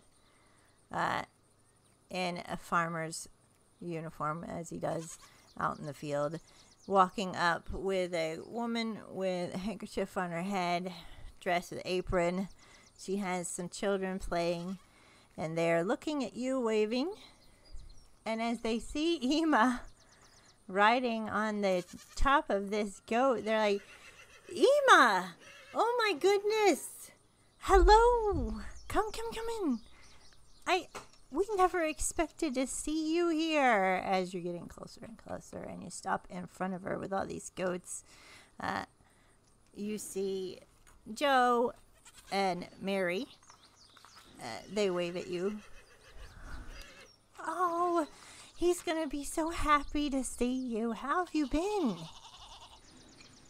Emma's gonna jump off the goat and basically run up and hug both of them. Oh. One in each arm. Yeah. Joe pats you on the shoulder. Hey! Just in time for a meal. Finished milking. I'm great. How are you guys? Oh, we're good. He's doing real good. Yeah, he's had some problems adjusting, but he's fine. He's out by the tree if you want to go visit him. And then come on in. You stay in the night. I see you brought a lot. I think I have enough feed. Yeah, we're heading back to Phandalin.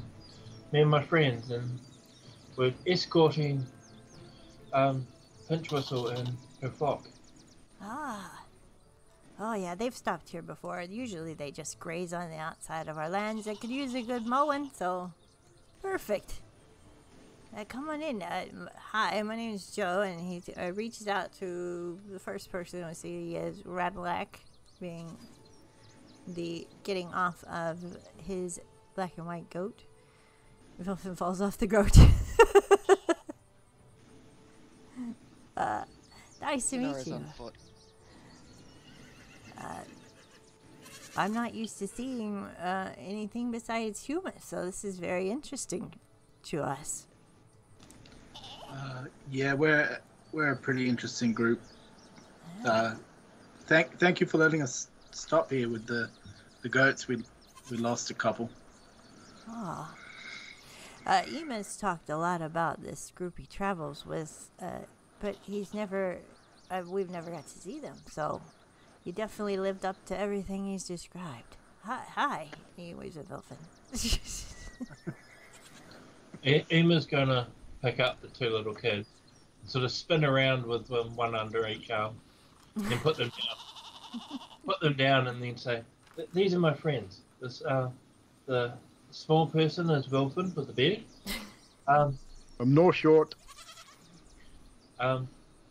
The male lion's Nate, and the female lion is Zenora, and the cow person is Rilla." Nora will get down low, like actually sit on the grass and, so she's short and not too tall for them. They're all really nice people. Oh, people. Oh, Emma, you're the one that's nice, Mary says. You want to go and get him, or you want me to go get him? I'll go surprise him. Okay, he's out by the tree. That's where he likes to sit. Emma's gonna go around the back to the tree.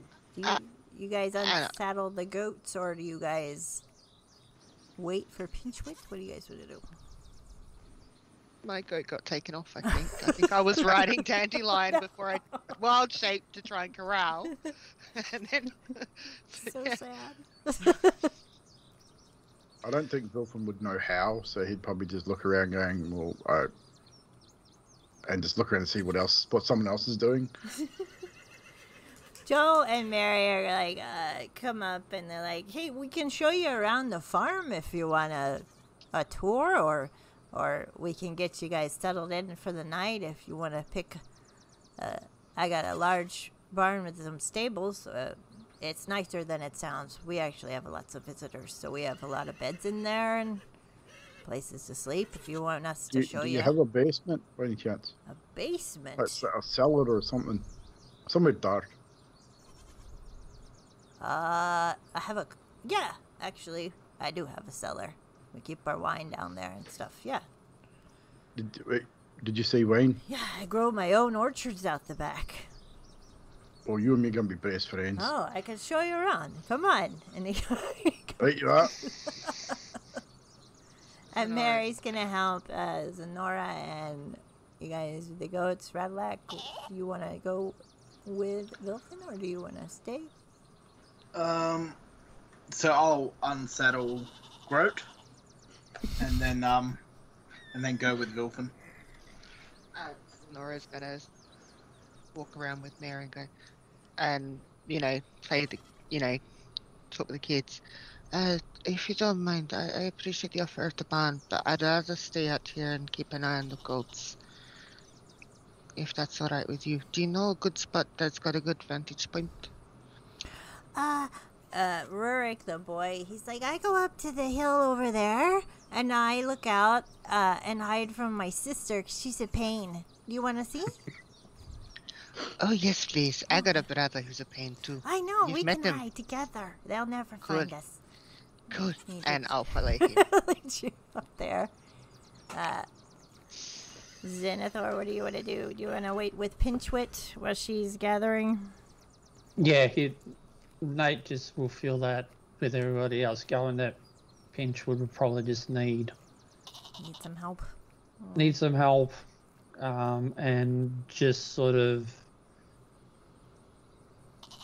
assess the area, just walking again, as helping Pinchwood with the goats or whatever help is required, but also just making tactical assessments of the land. Yep. The area. But yeah, once done, Nate would just be sort of, I suppose, at the main gate, just kind of sort of in a stand guard position. All right. Ema, there is a large oak tree out in the field. You can see it, can't miss it, out of all the vast plain. As you walk, you see a little figure, Indian style. He's swaying back and forth, and he's going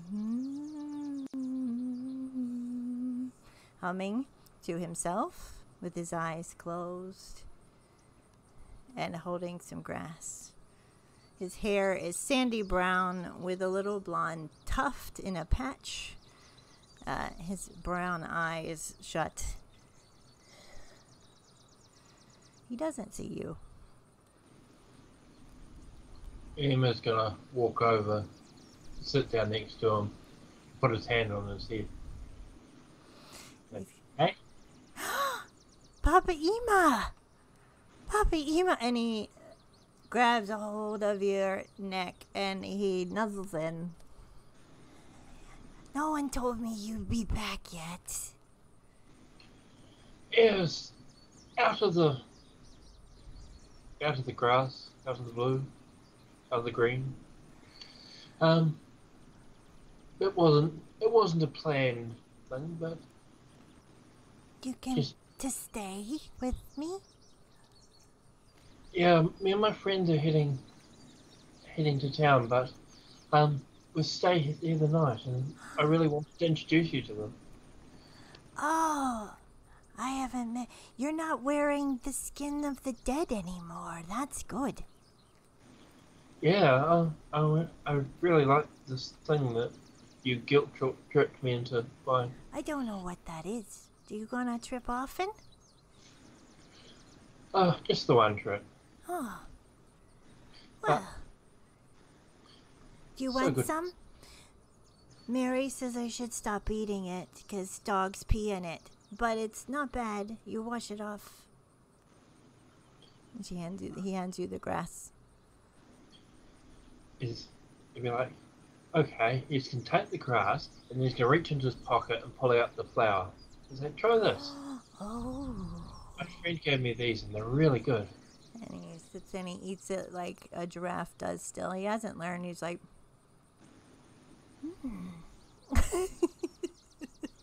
both eating it together. And he gets up and he's like, Papa Ema, I have to show you what Rurik and Anita showed me to do. They're trying to teach me to be a human. You know. And then he's gonna want to lead you toward the house. Do you follow? Emma, follow.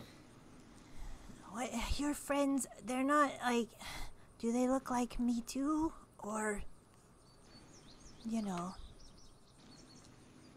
My friends are all very different. They're not like Mary and Joe and the kids.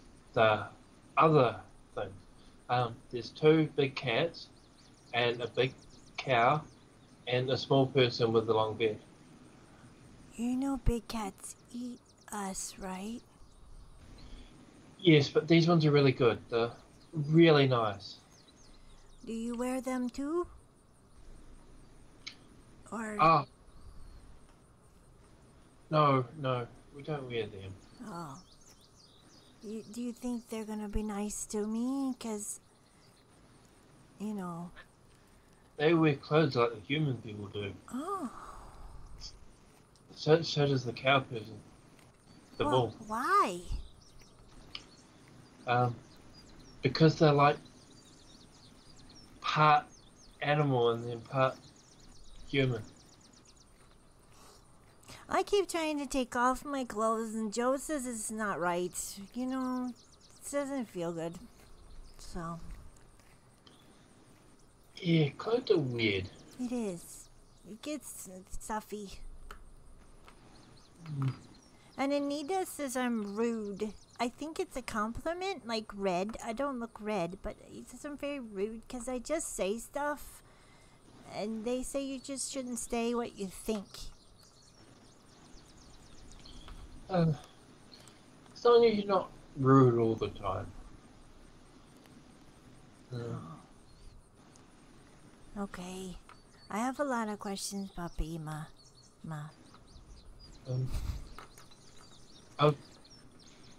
I've got something for you before we go inside. And he pulls out the little toy horse. Jeez. One of my friends in Leylon gave me this to give to you. She's really nice. She's a small human, and she's like my bearded friend, but a girl. A girlfriend, yeah. Cool. I'm a small human too now. It's kind of hard to adjust, but this is nice. Does it have a name? It's a marigold. The horse's name's Marigold? The horse can be whatever you call it, but the person that gave me it for you was called Marigold. Ah. And you probably have reached the Nate and Pinchwit outside the front, and Zenora and Mary by now. So you'll see this little boy with very large... Nora's still up on the hill. Okay, yeah, that's right. Nora is up on the hill. So Mary, Nate, and Pinchwit, and large brown eyes, sandy hair, kind of thin, only eats like grass, so he's a little gangly right now, with Ema hand in hand holding a toy horse.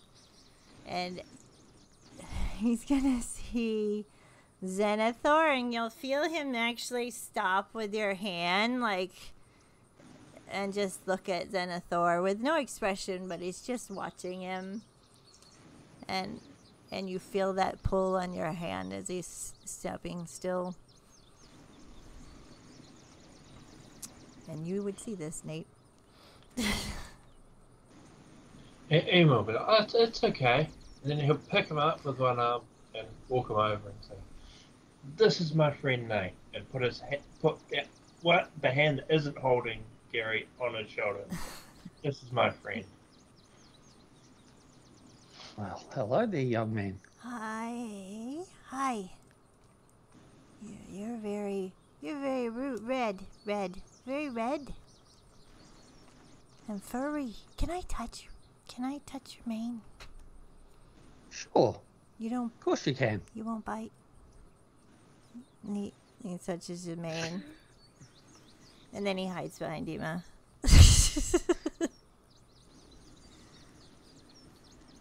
Well, everyone, this is Gary. Here's my daughter's child. My family. Hello, Gary. I'm Nate. I'm Gary. I used to be animal looking too. Oh. Yeah.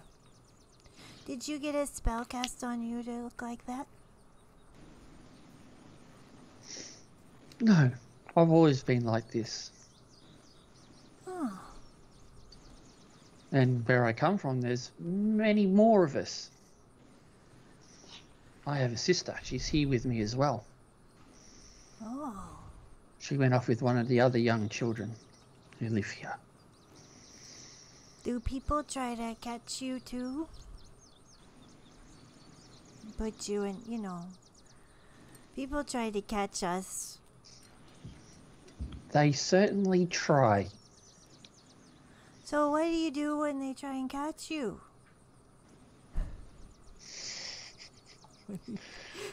Nate. Nate sort of takes off one of his gauntlets and shows him his claws. They have to get through these before they get to me. Oh, Papa Ema, do you have claws? Why didn't I get claws in my wish? We don't have claws, but we're strong. Yeah. Oh, Ema is not wrong. He's very strong. I have seen it myself. And I'm sure one day when you get as big as Ema, you're going to be big and strong as well. Yeah, my Papa Ema wears the clothes of the souls of the dead that he's killed on his back. That's how scary he is. He calls it leather, but they're souls of the dead. Ah. Yeah. I kind of do that too, but in my own way. Yeah. Isn't that right, Ian? Oh, no, he doesn't since he went on a trip. But, yeah, now he doesn't do that anymore. And Mary's like, okay, Gary, come on. It's time we'll have some dinner. You guys can sit and discuss what you want. And I'll help Pinchwit with these goats. And Gary can show you what he's learned out back if you want later on. But I'll leave you guys to it. And she starts to go inside and serve some dinner for you guys. It's up to all of you what you would like to do. It's dinner time around now, but you can choose to do whatever you would think that your character would be doing. Sonora's going to, if she thinks that it's dinner time, going to send the young boy. I think you need to go get some food. Go get some food. Just tell them that I'm up on the hill. I'm going to stay here for a bit. I want to hide from my brother. Alright. Go. Alright. And I'm just going to sit and survey everything I can from the hill. Alrighty. And see what I can, actively looking on the hill. Actively looking on the hill? Are you looking for anything in particular? Are you looking for wyverns or just... I'm looking for wyverns, anything that even Potential. seem, potential that could come and attack the goat or anything like that. And that's probably where I'm going to stay for most of it. Alrighty. If not the night. Rurik comes down and he says in front of Nate and Emma that she's up on the hill hiding from her bro. Hiding from... never mind. Mom, she's up on the hill. And she's like, okay. So you guys heard that. So two of you know Zenora's up on the hill. And he goes inside. And... Vilfin and Redlac, what do you think you two would be doing as you get your tour of the cellar? I would offer him whatever I had left for a couple of bottles of wine, which is not a lot, because Vilfin has no money, really. He'll give you a complimentary one because it's his own vineyard and he's really, really proud of it, of his little tiny orchard. It's not really a vineyard. He's really proud of it and he wants to show it off. So he'll give you a complimentary bottle just to try out. And he'll share like a second bottle with everyone at dinner. So you'll have that. So after Vilfin has eaten, he would probably just nod to everyone and to the host, and if you'll excuse me, I think I might go out to the barn and just relax. All right. And he'll make his way out to the barn. Redlac, what would you do? Bradley could probably stay until everyone went to bed after dinner. Just talking, meeting Emma's grandchild. Oh yeah, Gary has does the same thing with you. Wants to feel the beard and touch the big nose and the horns, and he has no filter, so he's kind of just ask you lots of questions about your wish spell into becoming a bison. So. And you'll stick around and enjoy dinner? Nate and Emma? What do you want to do? Are you good? Nate will obviously stay and have some dinner and talk and whatnot, but he will ask if he can grab a second plate. And he excuses himself and then walks up to the hill. All right. Emma, before we do that, do you want to do anything? Emma would spend as much time as possible with the family. Like, Mary and Joe and the kids. There you go. Yep. And Gary's going to take you out to the tree and show you his target practice with a dagger as he's throws. Actually, I'll make a roll for it. As he throws and hits a bullseye. I've been practicing a lot, and he's going to show you that as he's spending time with you, talking about things, bonding over your time apart. And Nate, you go up to the hill with your plate. You'll see Zenora there. Zenora, what are you doing that he sees when he walks up? Zenora would have the 2 scimitars in her hand, and she would be twirling it in a pattern while looking, that aimless kind of twirling, not really paying attention to what she's doing because it's practiced with the scimitars, just looking out around the actual landscape, seeing what's going on. And she'll probably see him come up, but she'll just keep going. What did you see?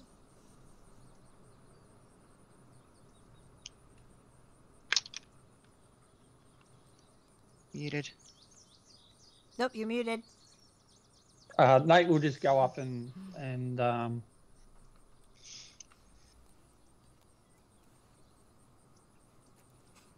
within a respectable distance, just leave the plate there for her. And it says, eat when you're done. And then he just turns and walks back to the farm. See you in the morning. See you in the morning. See. Sleep well, Nate.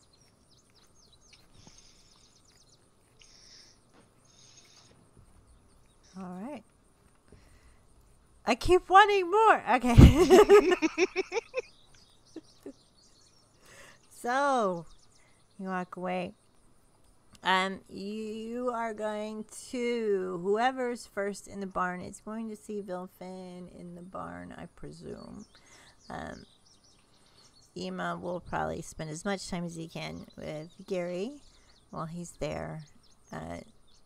Does anyone want to talk about the upcoming trip, or do you guys want to skip to morning? It's up to you.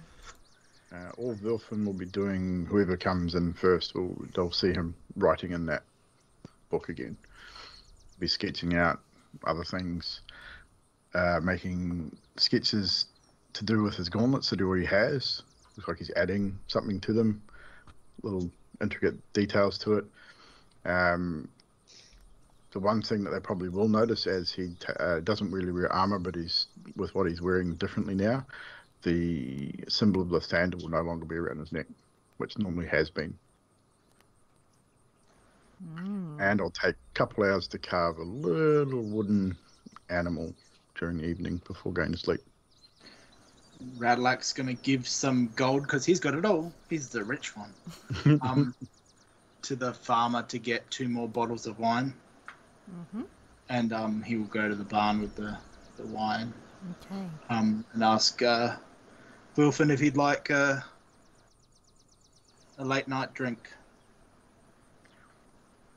You don't have to ask me twice. Was only going to ask you that. Oh, yeah.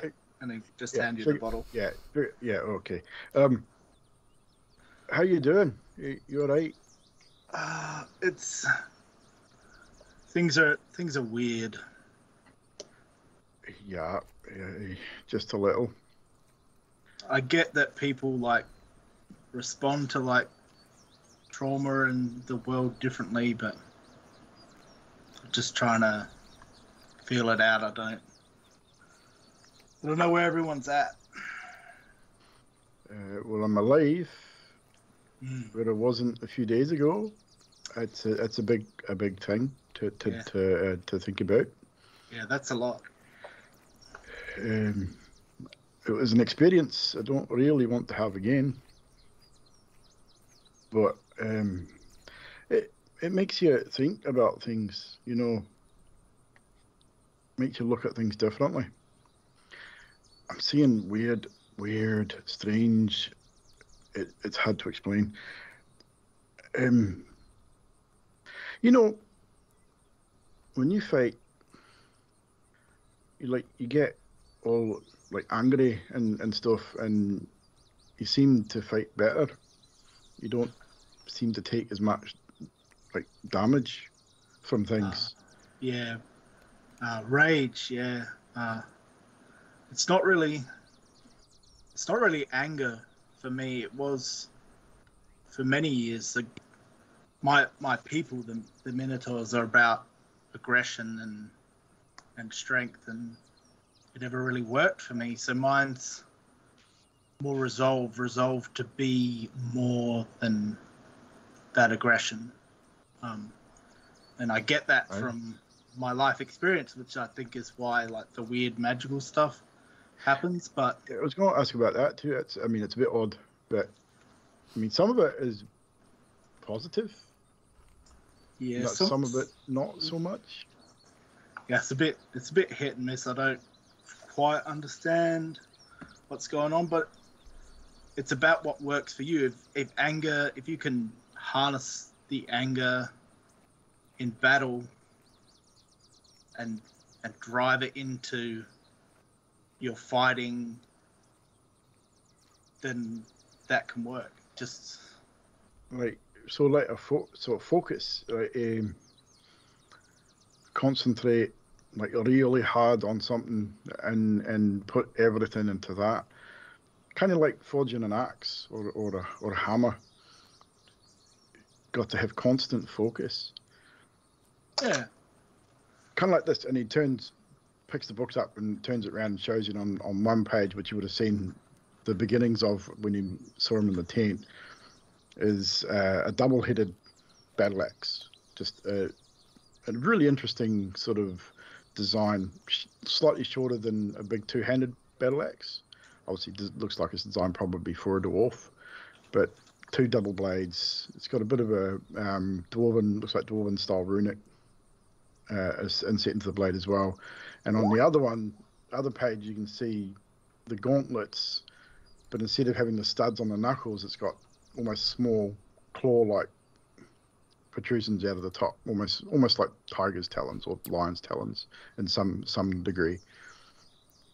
I've been like thinking about like certain things, and when I was young, which was a long time ago,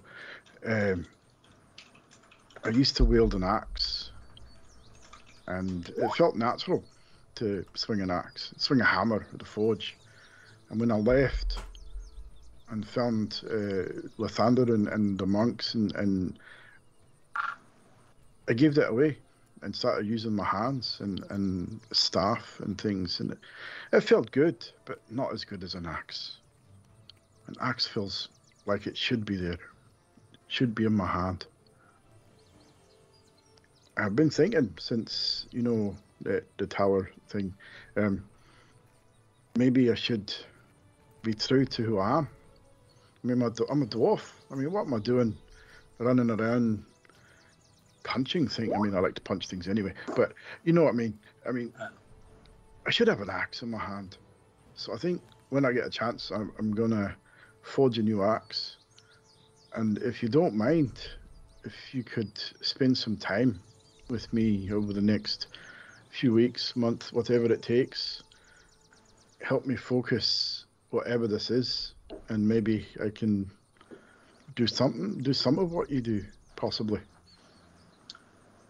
I'm happy to help. I'm no great teacher of things, but you need to be true to yourself, and if I can help you with that, I'll gladly will. Another thing, last night, 2 nights ago, when we left Leilon, the strangest thing, I was walking through the camp, and I smelt something I've never smelt before. For a long time, it reminded me of home. I'm not sure if it was real or it was odd, but then I saw something. I couldn't tell if I'm not sure if I was dreaming. I almost thought I was still, like dead. But I mean, obviously I'm not. No, you're definitely alive. Yeah. And he flips page over, and you see a picture of the woman's face. Long braided hair, very distinct features. I swear I saw her, but she can't be there. It's not possible. Now I have to ask the DM if Radalac might have seen a woman who looks like that picture. You weren't there at the forge with Zenithor, were you? No, I was thinking more when I went and got the food. Oh, yes, that's true. So, the smell of the stew, you probably would have... We'll roll on it. How's that? Yeah. Let the dice decide. Roll a d6 for me.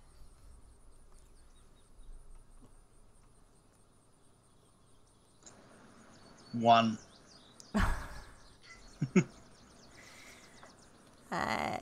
You vaguely remember a woman with a red braid serving stew. So the red hair. I actually had some like really amazing stew. I was looking for the rest of you last night in the camp, and the lady there, she had her hair kind of like that short. I mean, maybe a dwarf or a halfling or a. There's lots of like, you know.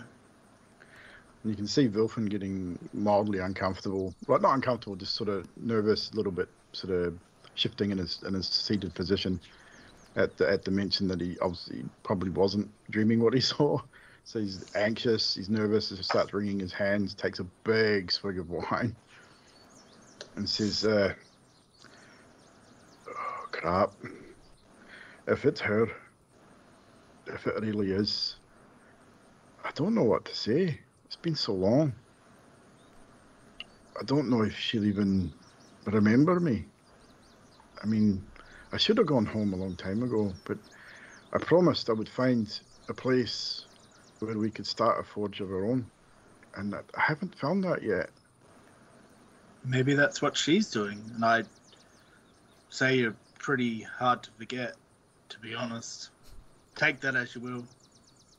Well, I mean, I do leave an impression, I'm sure. But, you know, I almost died. And I feel bad about that. I don't know why. Mm.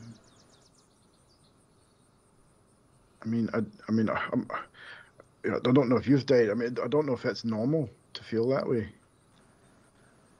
No, I haven't died before. Nearly. I mean, we've been close a couple of times, I mean, to be fair. Mm. But this time it actually happened, and it was nice, as strange as that seems. I mean, she was there, which kind of confused me. If she's there, how can she be here? I'm so confused. It really hurts my brain to think about. I'm getting a bit of that right now, too. Wine's good for that. Yeah, no. Some wine. Yeah, Wilfin will drink some more. But when we get back to Lilon, I mean, I might even build my own forge, and if you don't mind, I could teach you how to forge an axe if you wanted to help. Show you the finer details of it. That'd be great. I really like this sword, but I kind of miss my axe too, you know. I know, something about, I don't know what it is about an axe. It just feels right. It feels strong. Just continue drinking. Yeah, and we'll just continue drinking, just small talk. Chatter. Zenora, do you stay on your hill overlooking as night falls? Do you camp out and keep lookout, or do you come in eventually? I would be camping out, keeping an eye out, staying awake as long as I could before I actually needed to sleep. Just keeping an eye out. Listening to see if there are any wyverns or anything like that coming along to possibly come down, or anything predator-wise. So far, it looks pretty safe. Like, they have some guard dogs on the property that are sitting there, and you can see them sleeping on their porch and not really waking up to any noises. The sound of the wind. It's very beautiful up here and contemplative. The stars are coming out one by one. The lights are going out down on the farm slowly. You see the barn lights flickering as if, people are still up down there. We're going to assume that you eventually go in after everyone's asleep. And I'll probably pull out the bedroll and just Alright. lay on the hill. Lay on the hill looking at the stars. Yeah.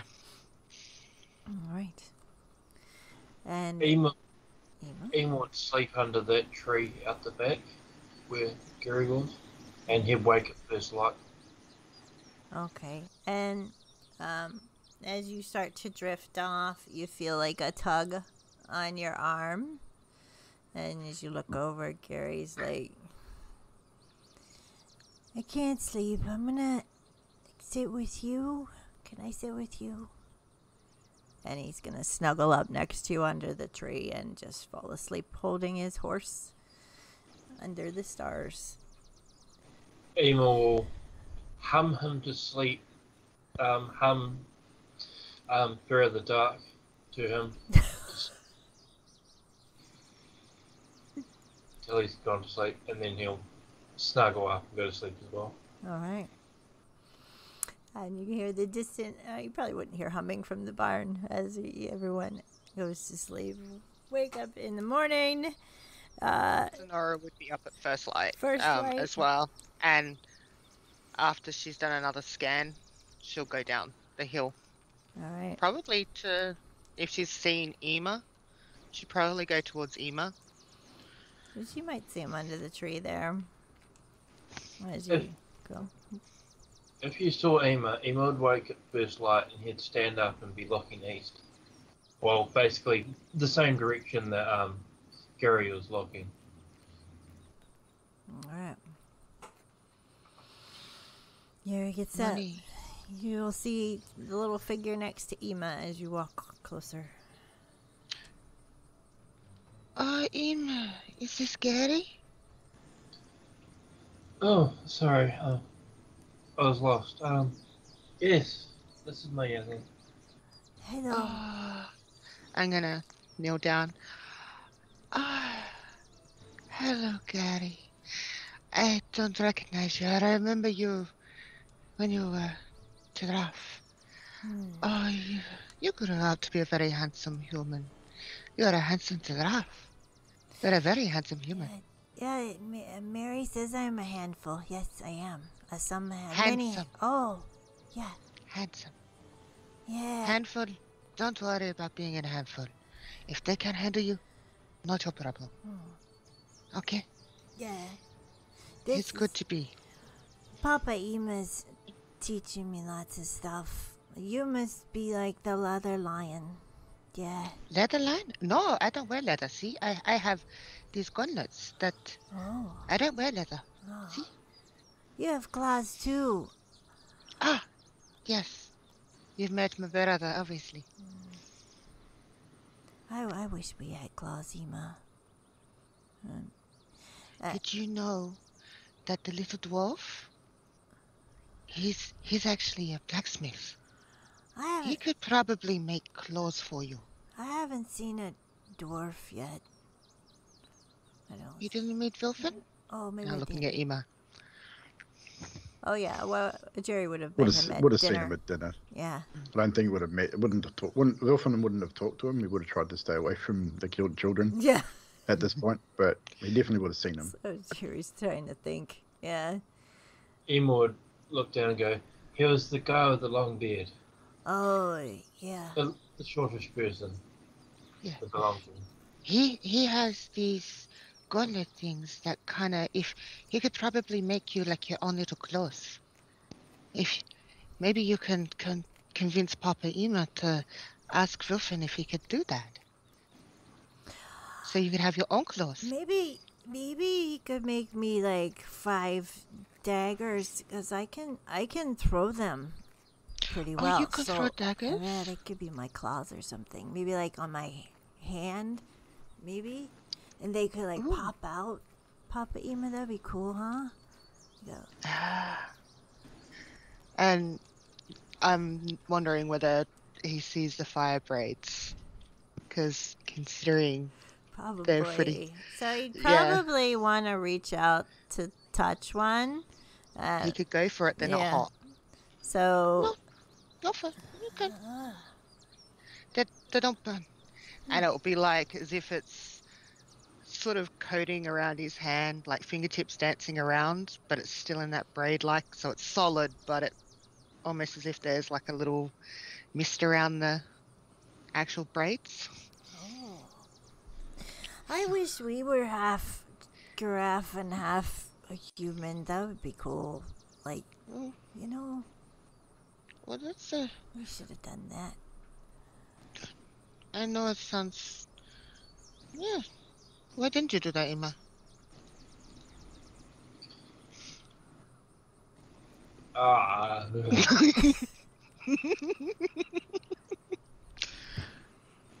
Papa Ema gets grass stuck in his mouth sometimes. You can't really. I know. Did you know that I had to teach him that he had to separate the grass from metal? Because if you put grass and metal together, it tastes very bad. It's like, say, a puppy pees on the grass. It doesn't taste as good. Yeah. Apparently. Yeah. So, I had to teach you. I had to teach your Papa Ema that. You guys are coming back again on the way back, right? I mean, when are you guys? You guys aren't gonna be gone forever, right? I will try and get your Papa Ema back to you as soon as possible. Okay, I can't promise anything, but I will try. Okay. We need to finish our job, and then I will be back, and I won't be going away. Can I visit you again, Gary? Sure. Yeah? Yeah. I tell you what, next time I pass through, I will visit. And he picks you some violets and stuff from the ground, and he hands them to you, and then he picks some more, and he's like, for your girlfriend, Papa Ema, your friend, remember, for the horse, say thank you. Okay, thank you. I'm sure she'll love them. I'm gonna look at Ema. Girlfriend? Marigold? Yeah, Marigold gave me the horse. Okay. It's gonna sort of lean over and whisper, children. Ema, I think you and I need to talk. Do you remember when we left Phandalin? No, not particularly. Yeah. Can you do me a favor and avoid Haben for a while? I need to speak to Hamid first. Okay. I feel like I may have done something that may have got you into a bit of a pickle. I'm sorry. I remember a horse. It gives me funny looks. Yeah. You were spooning with Haben Weston. It's Gary still here. Gary's still here. Make a roll. Hey, me? I am. I'm not sure that Ema or Gary would understand what spooning means. Who has to make the roll? I already made it. Go on. And I'll look down at that moment of the confusion on Ema's face, and then Gary, I'm like, remind me to explain that to you later. Okay? Okay. I mean, I could probably ask Mary. She's really good at explaining stuff to me. If Oh I no, when you're talk about if you spooning spoon, horses, I'll find out. so She's- spooning is when you get a spoon and you put it in the bowl and you spoon it out and you put it in your mouth. That's what you do. Oh, And I'm going to side glance Ema and just elbow him. Papa Ema, you're not eating people too, are you? And wearing them? People? Yeah, Eating with a people? spoon. Oh no, a soup, Oh, ice cream. Have you ever okay. had ice cream? No. It's where they get milk and chocolate, like these bean type things, and they mix it all together and they freeze it and you mix it around and it's like this really nice thing. Ooh, do I have anything? I tell you what, I'll see if I can get the ingredients and I may make it if I ever can get it. Okay. You see me before I go, Pop. Don't just leave, Papa Ema. Just And he gives him a hug, and then he runs off into the house. And I'll get it. Ema, I'm like, I forgot about how the kids are like that. I did that to Thea once. Amber was not happy. I'm sorry, Ema. Very sorry. What I mean to say is that you were cuddling Harbin Weston. So it didn't look good. And just let me speak to Harbin first, okay? You just don't go near Harbin. Let me speak to him first. I need to make it right. Okay. Thank you, Ema. Alright. I'll go spend some time to Gary. I'll go and let the others know that you're spending some more time with your grandson. It was lovely to meet him, Ema. I'm glad you got to meet him. I figured you'd like him. I figured you'd all like him. He seems a sweet kid. He looks a lot like you. Yeah, I guess he is related to me. And Ema's sort of going to stand up and start looking in the direction he was looking in before. Well, still talking, but just looking that direction. Can I have a look and turn around and see what he's looking at? You can look. He's looking towards the east. Nothing really of note there, unless you ask him about it. But you can definitely notice him looking. No need to- Oh, I won't ask. If he wants to tell me, he'll tell me. And I'll just roll the back of his back and go. I go check on the goats and pinch with. And let the others know that you're spending time with Gary. Okay. Sort of looks at him, then looks back, and then says, "That's where I came from." Like, East. that's where home was. I don't. We owe so much to Marigold. I want to try and help. She's desperate to get her daughter back. But what about you? Do you want your daughter and your wife back? Could you see this as a possibility of perhaps us trying to do this? I never thought of it before the other night. I No, never thought of it as being an option. I knew about it, and I know how hard it is. I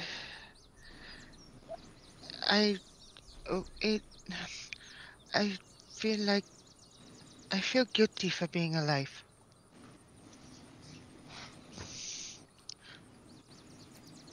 I feel guilty that I lived. And they didn't. Your family didn't live. What's so special about me? You're special because you have the strength to help others. But am I helping Ema? You are helping me just by being here. Sonora's gonna pretend she's not crying.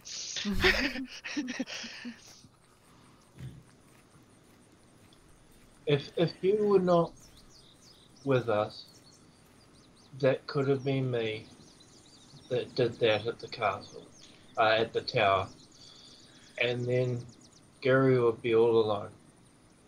So you have helped me be here for him. As much as I look in this direction, all I see is a tower of dead giraffes. There is nothing back for me there. But you are here. That is a possibility. Would you take it? As And it's too late for me to do that one. And she'll sigh. as much as Griselda is somewhat grumpy, what she said when we saw her the other day is right. What did she say? I would need a diamond mine in order to help my people. Well, my giraffes, my tower. So I don't have that. So I just have to concentrate on those who live. What did she say? She said that she would need a diamond mine to revive all the people that died in Leylon. There's more to this. What did she say, Ema?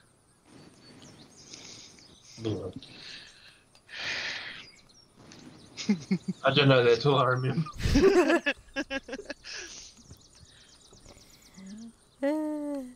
Pinchwit is gathering up the herd. You hear the goats incoming and the bleats of them.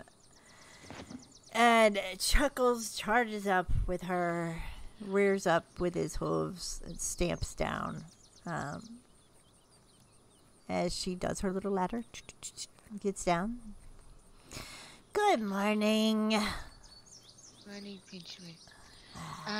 Morning. How many goats do we have still? We have 78. What? Well, I mean, I couldn't get them all. So I'm assuming they know their way back home. I'm assuming. 78? 78 is pretty good. You know, I got extra knowing that we probably might lose some. Law of averages. So, 78 still good. But we had 100 come to the farm, didn't we? Yeah, but they ran off. I'm trying to gather them. I gathered most of them. I gathered 78 up, so I think we got good. We're making good time. We gather more. That's just extra for next year. So. Okay. I'm going to say, which one is mine? You can take your pick. They're pretty well broken for saddle training, so I've got a little cream-colored one over there. She's nice. I can put saddle for you. And if she wants it, if she doesn't want a saddle, I will either walk her or I will do it without a saddle. They're used to it. Shall we gather the others? If we make good time, we shouldn't have to camp too much. Okay, I'm going to go and say goodbye to the kids and Gary. I'll meet you outside the front of the house soon. Oh, and I will give Emma the plate. Can you please tell her thank you very much? It was lovely. Eve takes the plate inside and goes inside. Did you guys drink the entire bottle of the two bottles? You were given one bottle and then you drank another bottle, so You can guarantee that they drank all of what they were given. Yeah. okay, con save time for Vilfin's probably still asleep. I'm sure you probably got this because you're both con kind of Yeah, not fellas. too bad. Yeah, it's pretty good.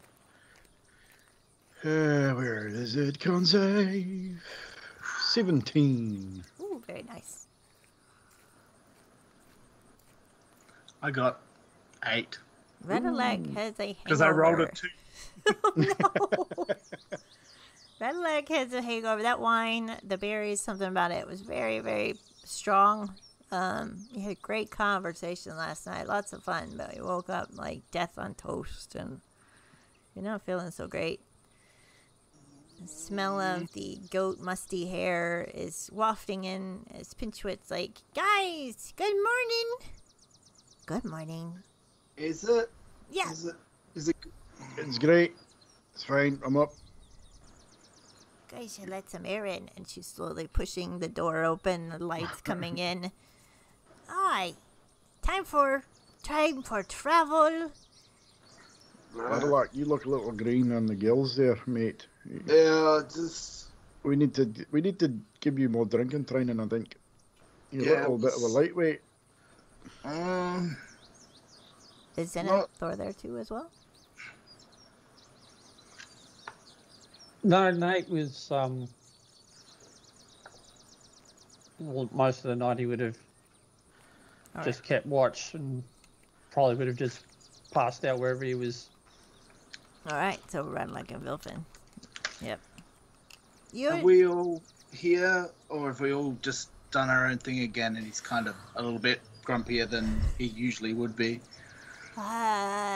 Human went inside to say goodbye. Lady lion outside, saddling goat. Male lion, don't know. You two late rising. Typical. Right. So we'll gather our stuff and head out. Oh, Those wait, who do look for Nate, he would be just practicing with his pole arm. outside, yeah. So, Pinchwood's gonna see if you're in sight. She's gonna go over and wave. She's gonna wave and she's gonna kind of point at the goats and let you be, and head back over. Ema, you say your goodbyes. Jerry doesn't want to let go. He's hugging way too tight.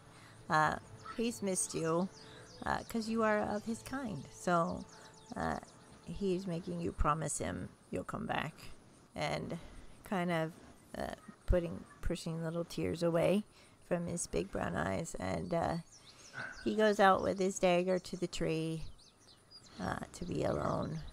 After Before Gary does that, Vilfin will sort of slowly just wander over to where he is and kneel down in front of him.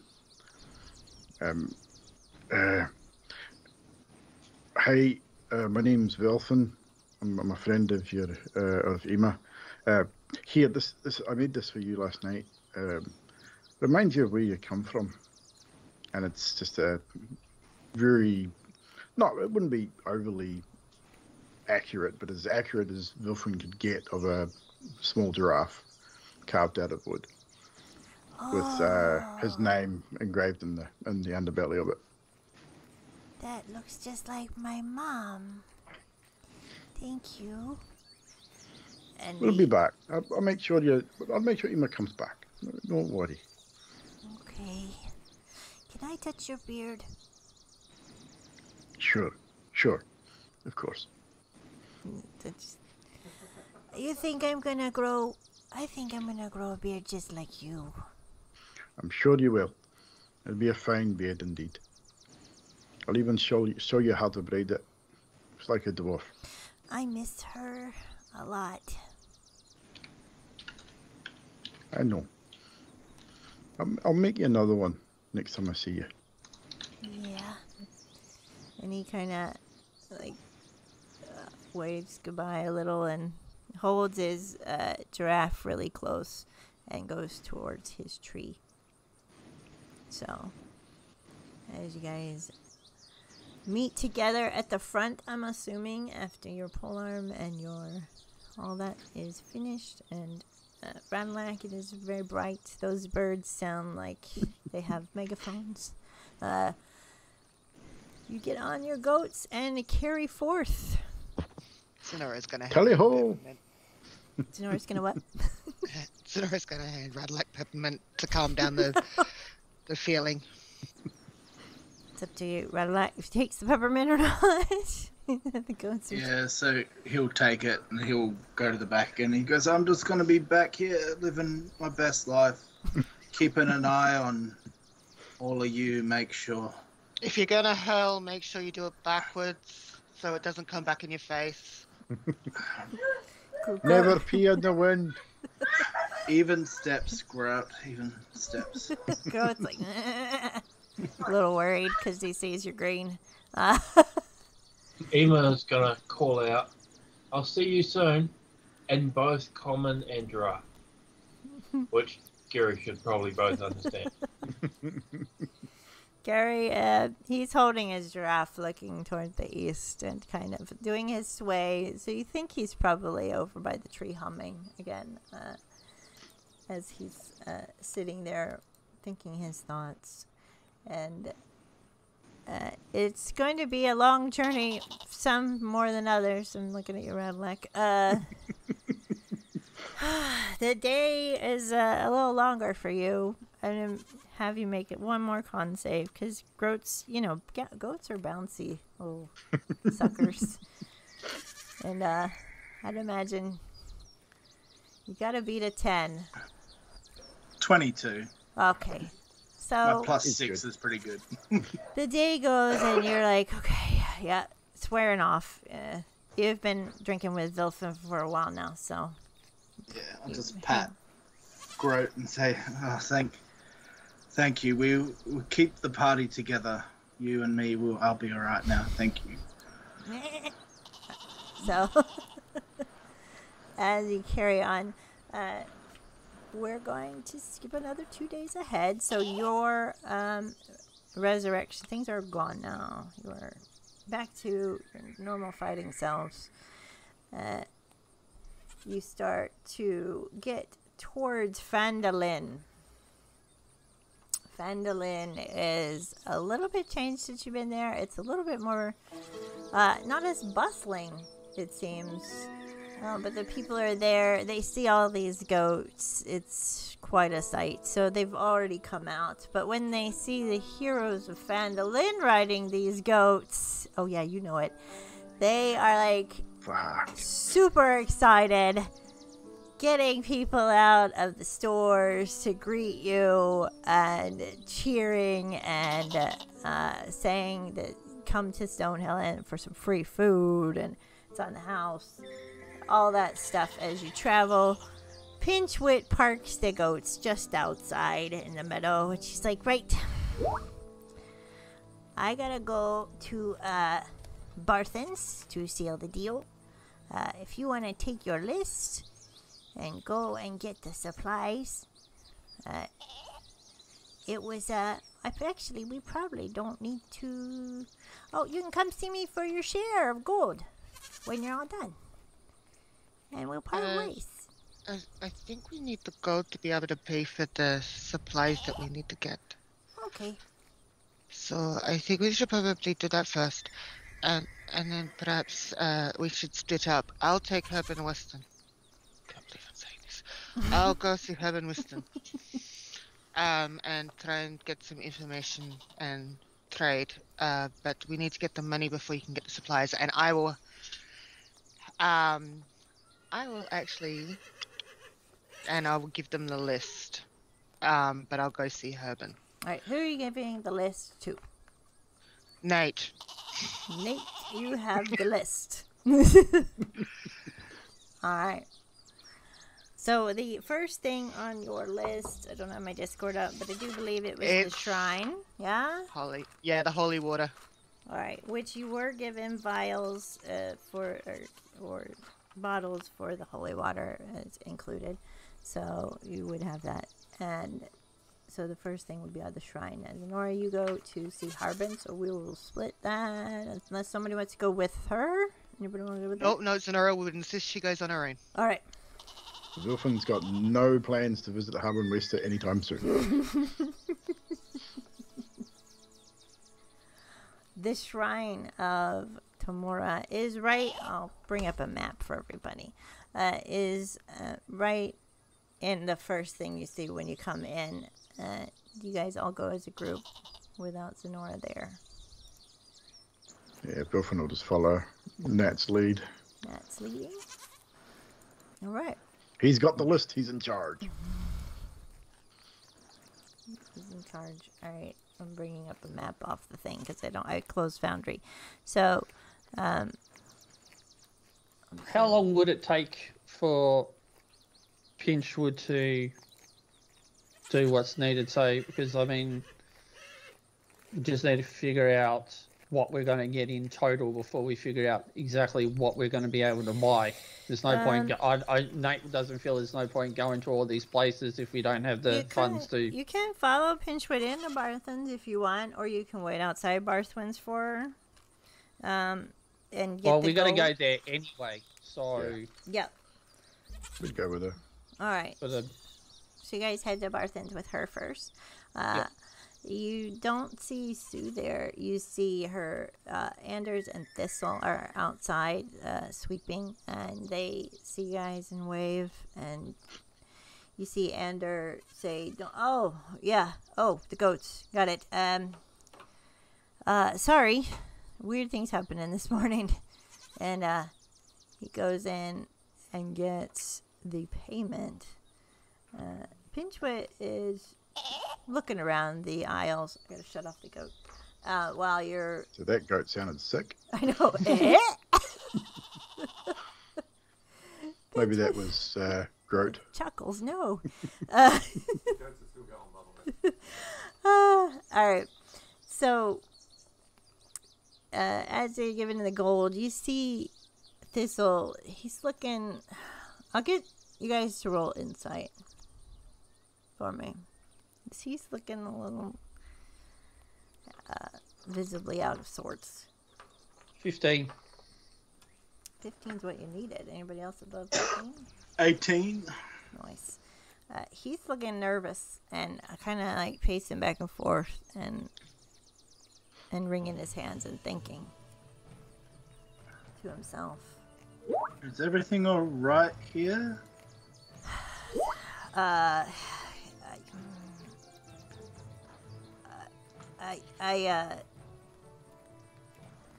Yeah, everything's fine. Where's your You said there's weird things. What do you mean? Where's Sue?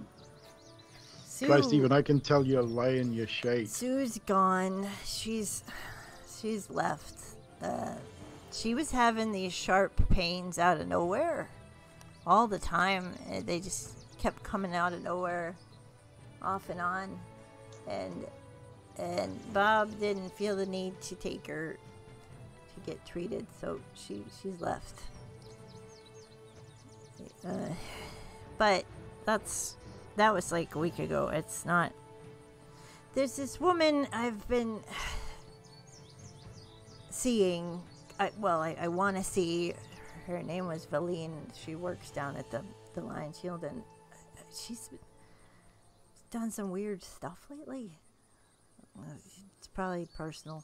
So he stops talking, and he's just kind of pacing. When you say left, do you mean left this world or left the town? Left the town, I hope. I hope she didn't, she's Oh, sorry, you said she was having pains and then she sort of left. Yeah, no. I don't know where she went, but Oh, okay. Never mind. yeah, she gave away a bunch of stuff, and no more. We never saw her again. But yeah, I don't think it has anything to do with this morning. What happened this morning? He looks as if he's gonna need to be.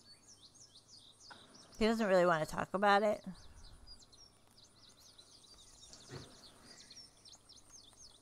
Is it just lady trouble? Because I'm not qualified. Persuasion, although I don't think that's very persuasive, Red Light. Which is alright, because he's not very persuasive. 13? Oh. Alright, well.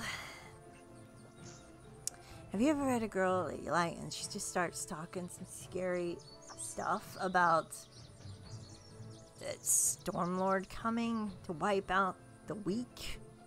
And I should join her? Weird shit. I'm not dating freaking no. Good idea. Kill her now while you got a chance. Well, I'm not gonna kill her. Just Why not?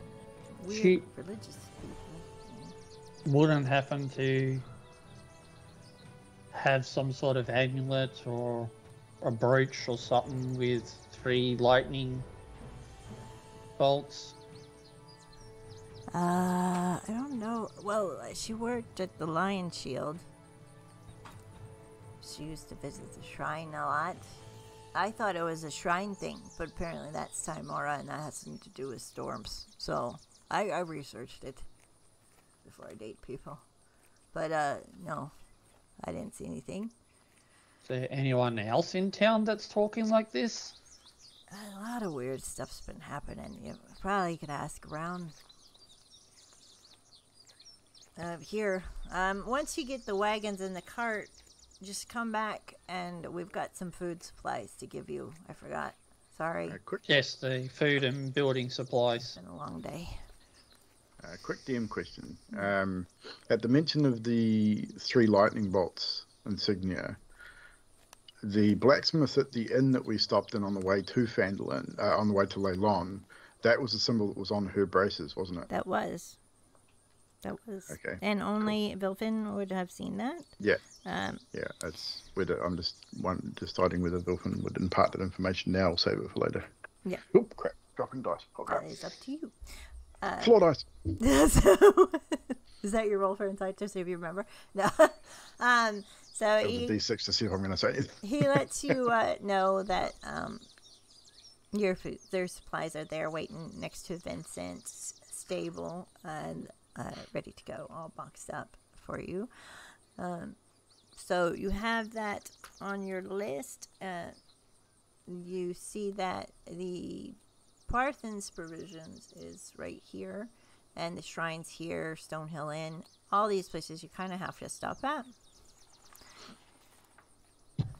Maybe they might have some more info for you.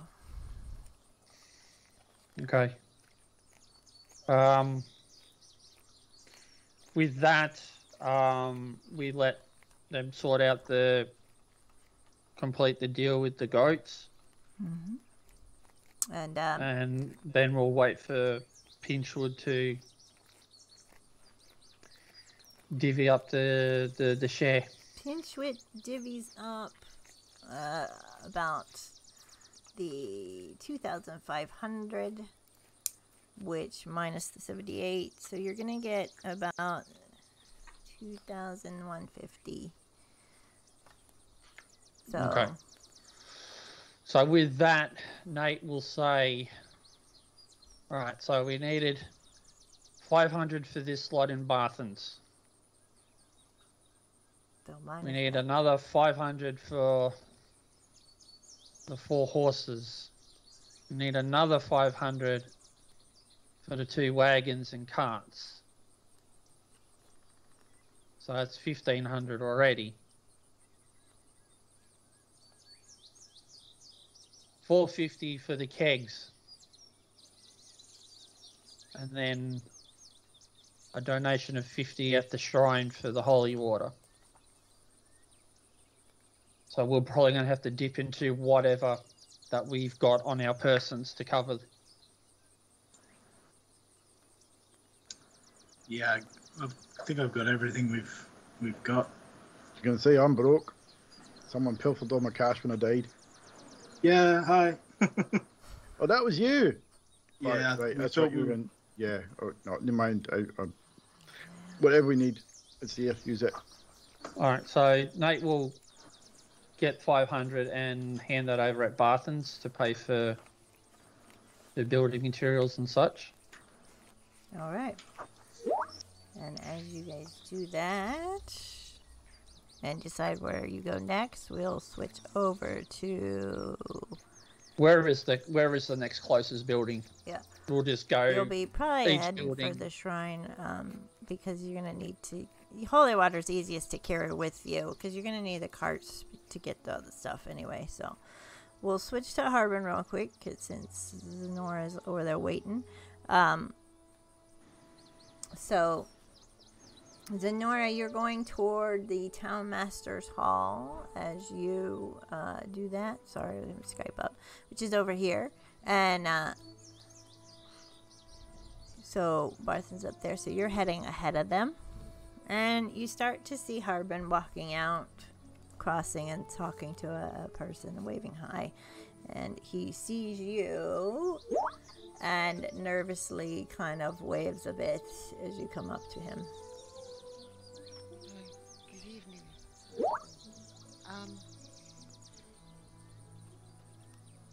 I would like to talk. I've got some stuff to talk to you about with Leilan. Oh, Leilan, yeah.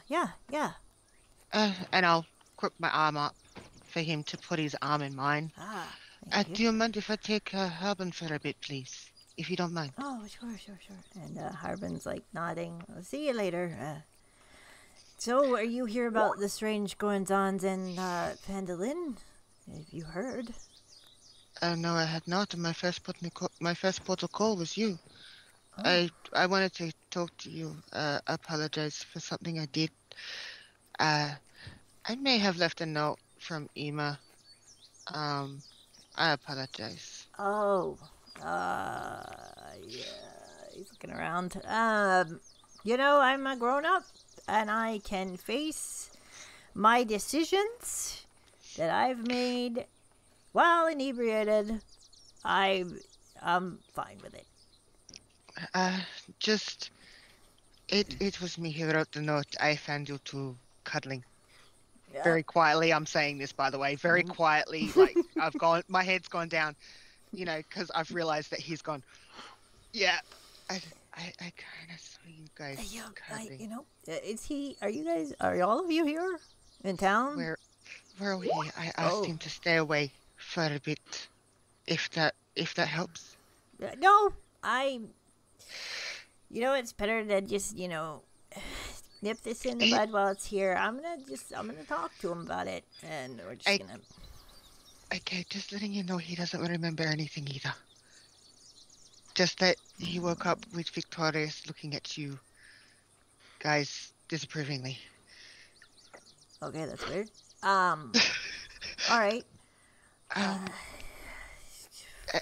So, yeah, I wanted to get into that first. Anyway, what's going on in the town? Let's change topic. What's going on? Well, the winds have just been coming out of nowhere. We've got damaged buildings from the weather. 3 people in town have been struck by lightning. Did you say lightning? Yeah, and there's no storm. It's just odd. And then people have gone missing lately. I don't want to say anything because I don't want to stir up the town. And I'm going to go, should we get closer to your house and have a proper conversation about this? Well, that's pretty much all there is to it. I don't have any, they're not people that live here. They're people that we thought were staying a little longer. So we can't tell if they're just missing or if they've just left. Do you know any of their names? No, they were like, passing Phandalins are passing through kind of place. That's what makes all our What money. they look like.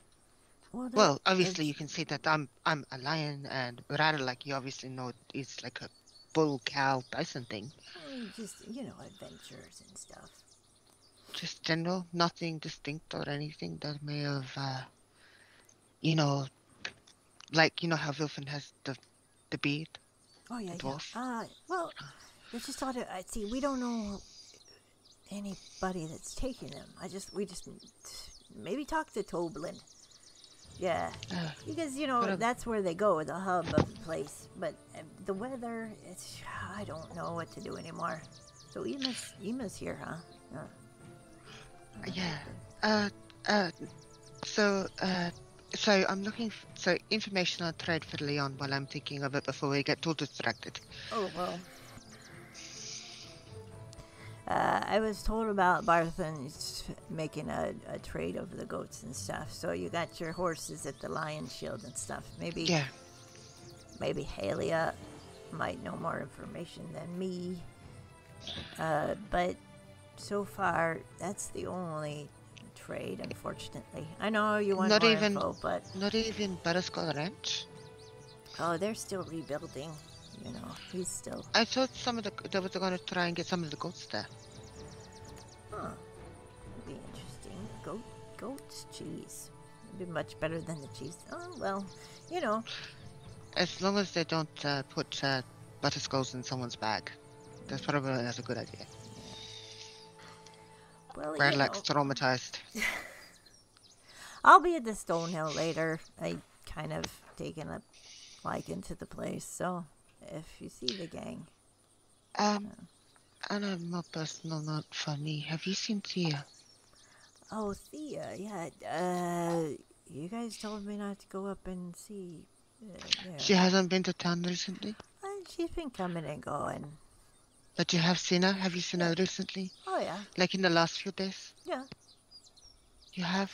Yeah, they get fresh bottles for the potions and stuff they're making up there. So they come in to Barthen's a lot. So she's all right. Don't take this the wrong way, but can I give you a hug to say thank you? Oh, sure. No one ever asked me that. And he reaches out. I know. I'll lean down and give him a hug. Thank you. You put a big weight off my mind. Yeah. Hopefully she comes in. I may see her while we're here for a bit. I better go back and help my brother and the guys to do the stuff and things. Ema is with them, by the way. Right. So probably staying at the inn, depending on how late it is. I will make a note of that. So I'll be in there later. All right. Take care. We're going to switch to you guys really quick. As you walk toward the Shrine of Luck, and Zenora, you'll be heading there too, since you'll see them. So you'll all meet there. You will see, as you're going to get your vials of holy water, that the shrine has been ransacked this morning. The box for donations is toppled over. There's no sign of anyone that's worked there. And I'd like you guys to roll an investigation for me. Just to see before we finish. 13.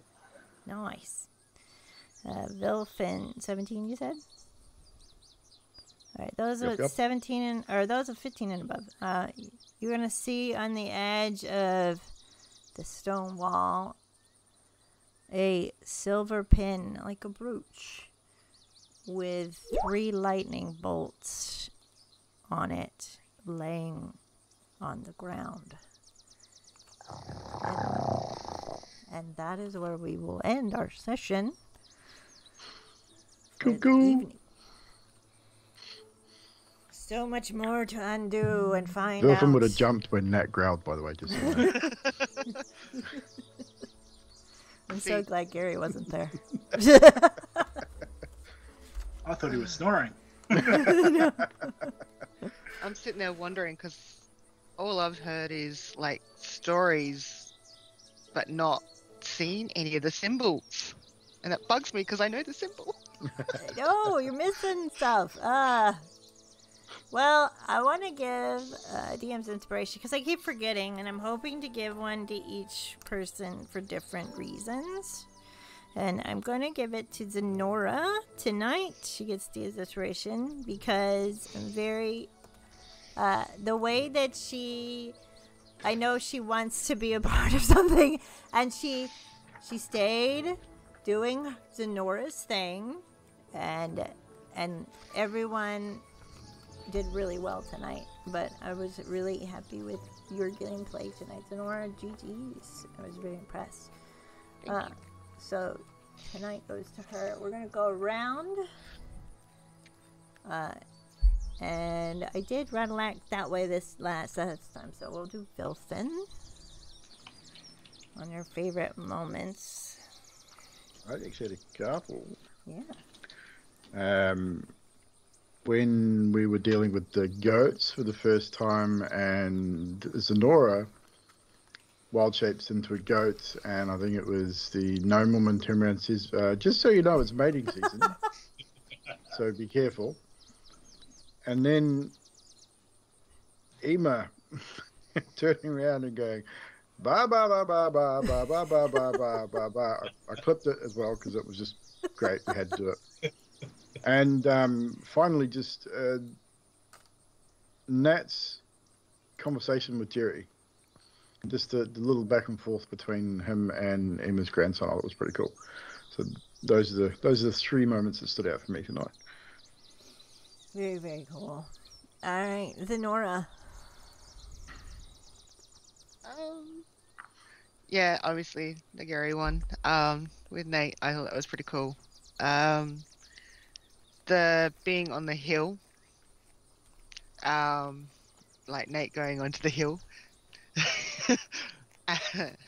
and having a look around, and then the followers coming up.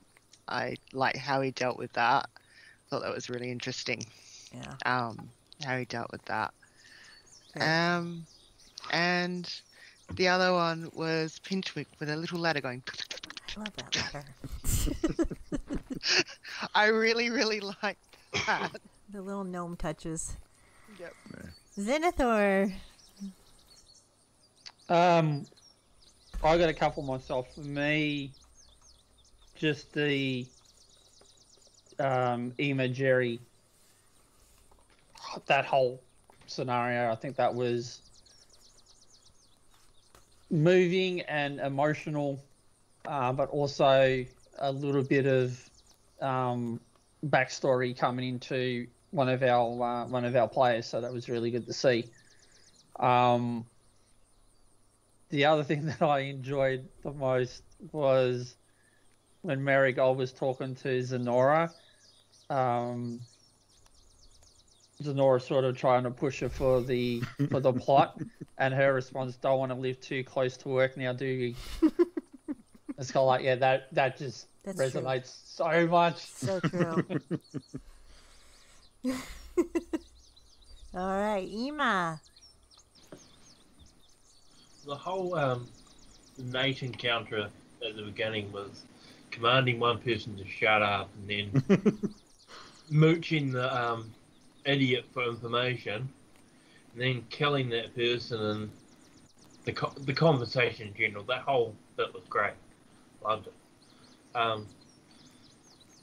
Someone said groats instead of goats. That was me. That was a DM. It's canon now. The high school goat talk. Oh gosh, yeah. Zenora talking to Harvin about Ema, and Ema and Harvin just sort of being like, yeah, don't mind about that. And in general, I've been waiting for everyone to meet Gary. I knew it was going to happen sooner or later. Your moment came. So you never know. You can always visit Gary. Like, he's right in between, so it's a good thing. Ratalac. Probably talking to Vilfin about how he feels having come back to life. Just that whole conversation was really good, sort of fleshing that out a bit, because everyone's sort of like in their own heads about things, I think. So it's interesting to sort of tease that out a bit. And then, of course, Dandelion, may she rest in peace. Oh, yeah, In the belly of her. that was a mistake. Sorry. Yeah. Mistakes were made. I was like, ooh, too Goat much. steaks were made. Yeah, it was. Oh, yes, and That guy that Drax can't is say gonna be- thaumaturgy. Can't say thaumaturgy. What the Yeah, fuck? thaumaturgy. I think that got clipped too. Yeah, it was by Nutty. I love the title that she put on the glim. Yeah, I like that everyone equally got a moment. I was worried Radlac wouldn't get a moment, but that moment talking with Vilfin was very emotional. I really, really liked that. And each of them got to talk about how the resurrection has affected them, which it should. So that's really good that you guys played up on that. And I was worried we would be bored because there wouldn't be enough combat. But I like it. And you've got kind of a little mystery going on right now that you can piece together in Phandalin. RP far outweighs combat in my books anyway. Yeah. I'd rather have the RP than the combat a lot of the time. Yeah. And, if you have a moment that's really good, just run with it. And however long it lasts, and get it out. And so I'm interested to see how much information you guys get in Phandalin. I'm interested to see what happened to Sue. Where the heck is she? Yeah, I was like, what? She went? She left? What the fuck? Yeah, we're just like, they're just glossing over Sue's guy. And like, why are they not talking about? And Harbin, I'm interested to see him meet Emma again. I don't know what's going to happen. Oh, weird. Emma's like a bard in Ranger's clothing. Who knew? Right. I can see a third multi-class coming in. It's the pink toenail polish, I think. Lose them all. All right. Don't forget to join us now that VTM is over on Sunday on Evil's channel. We get to see the first episode of the new multi-shot Dusk Hollow. What was it called? Dusk Hollow. Curse of Dusk Hollow. Yes. 3 or 4 part mini adventure. So Which is going to be interesting. some familiar faces in that It's a long way up. player group, including Magic and Grim, and Drax will be there. We'll also have JJ Beats, and Orbasm will be joining us as well. Yeah. And guys, don't be nervous. It's going to be great. Those nerves will disappear the moment will. that game starts. I guarantee it. The The moment first- you get into it, you'll be fine. The first joke cracked in the party. It's Oh, all going to be 100%. fine after that. And you got Baz, so you know that's going to happen.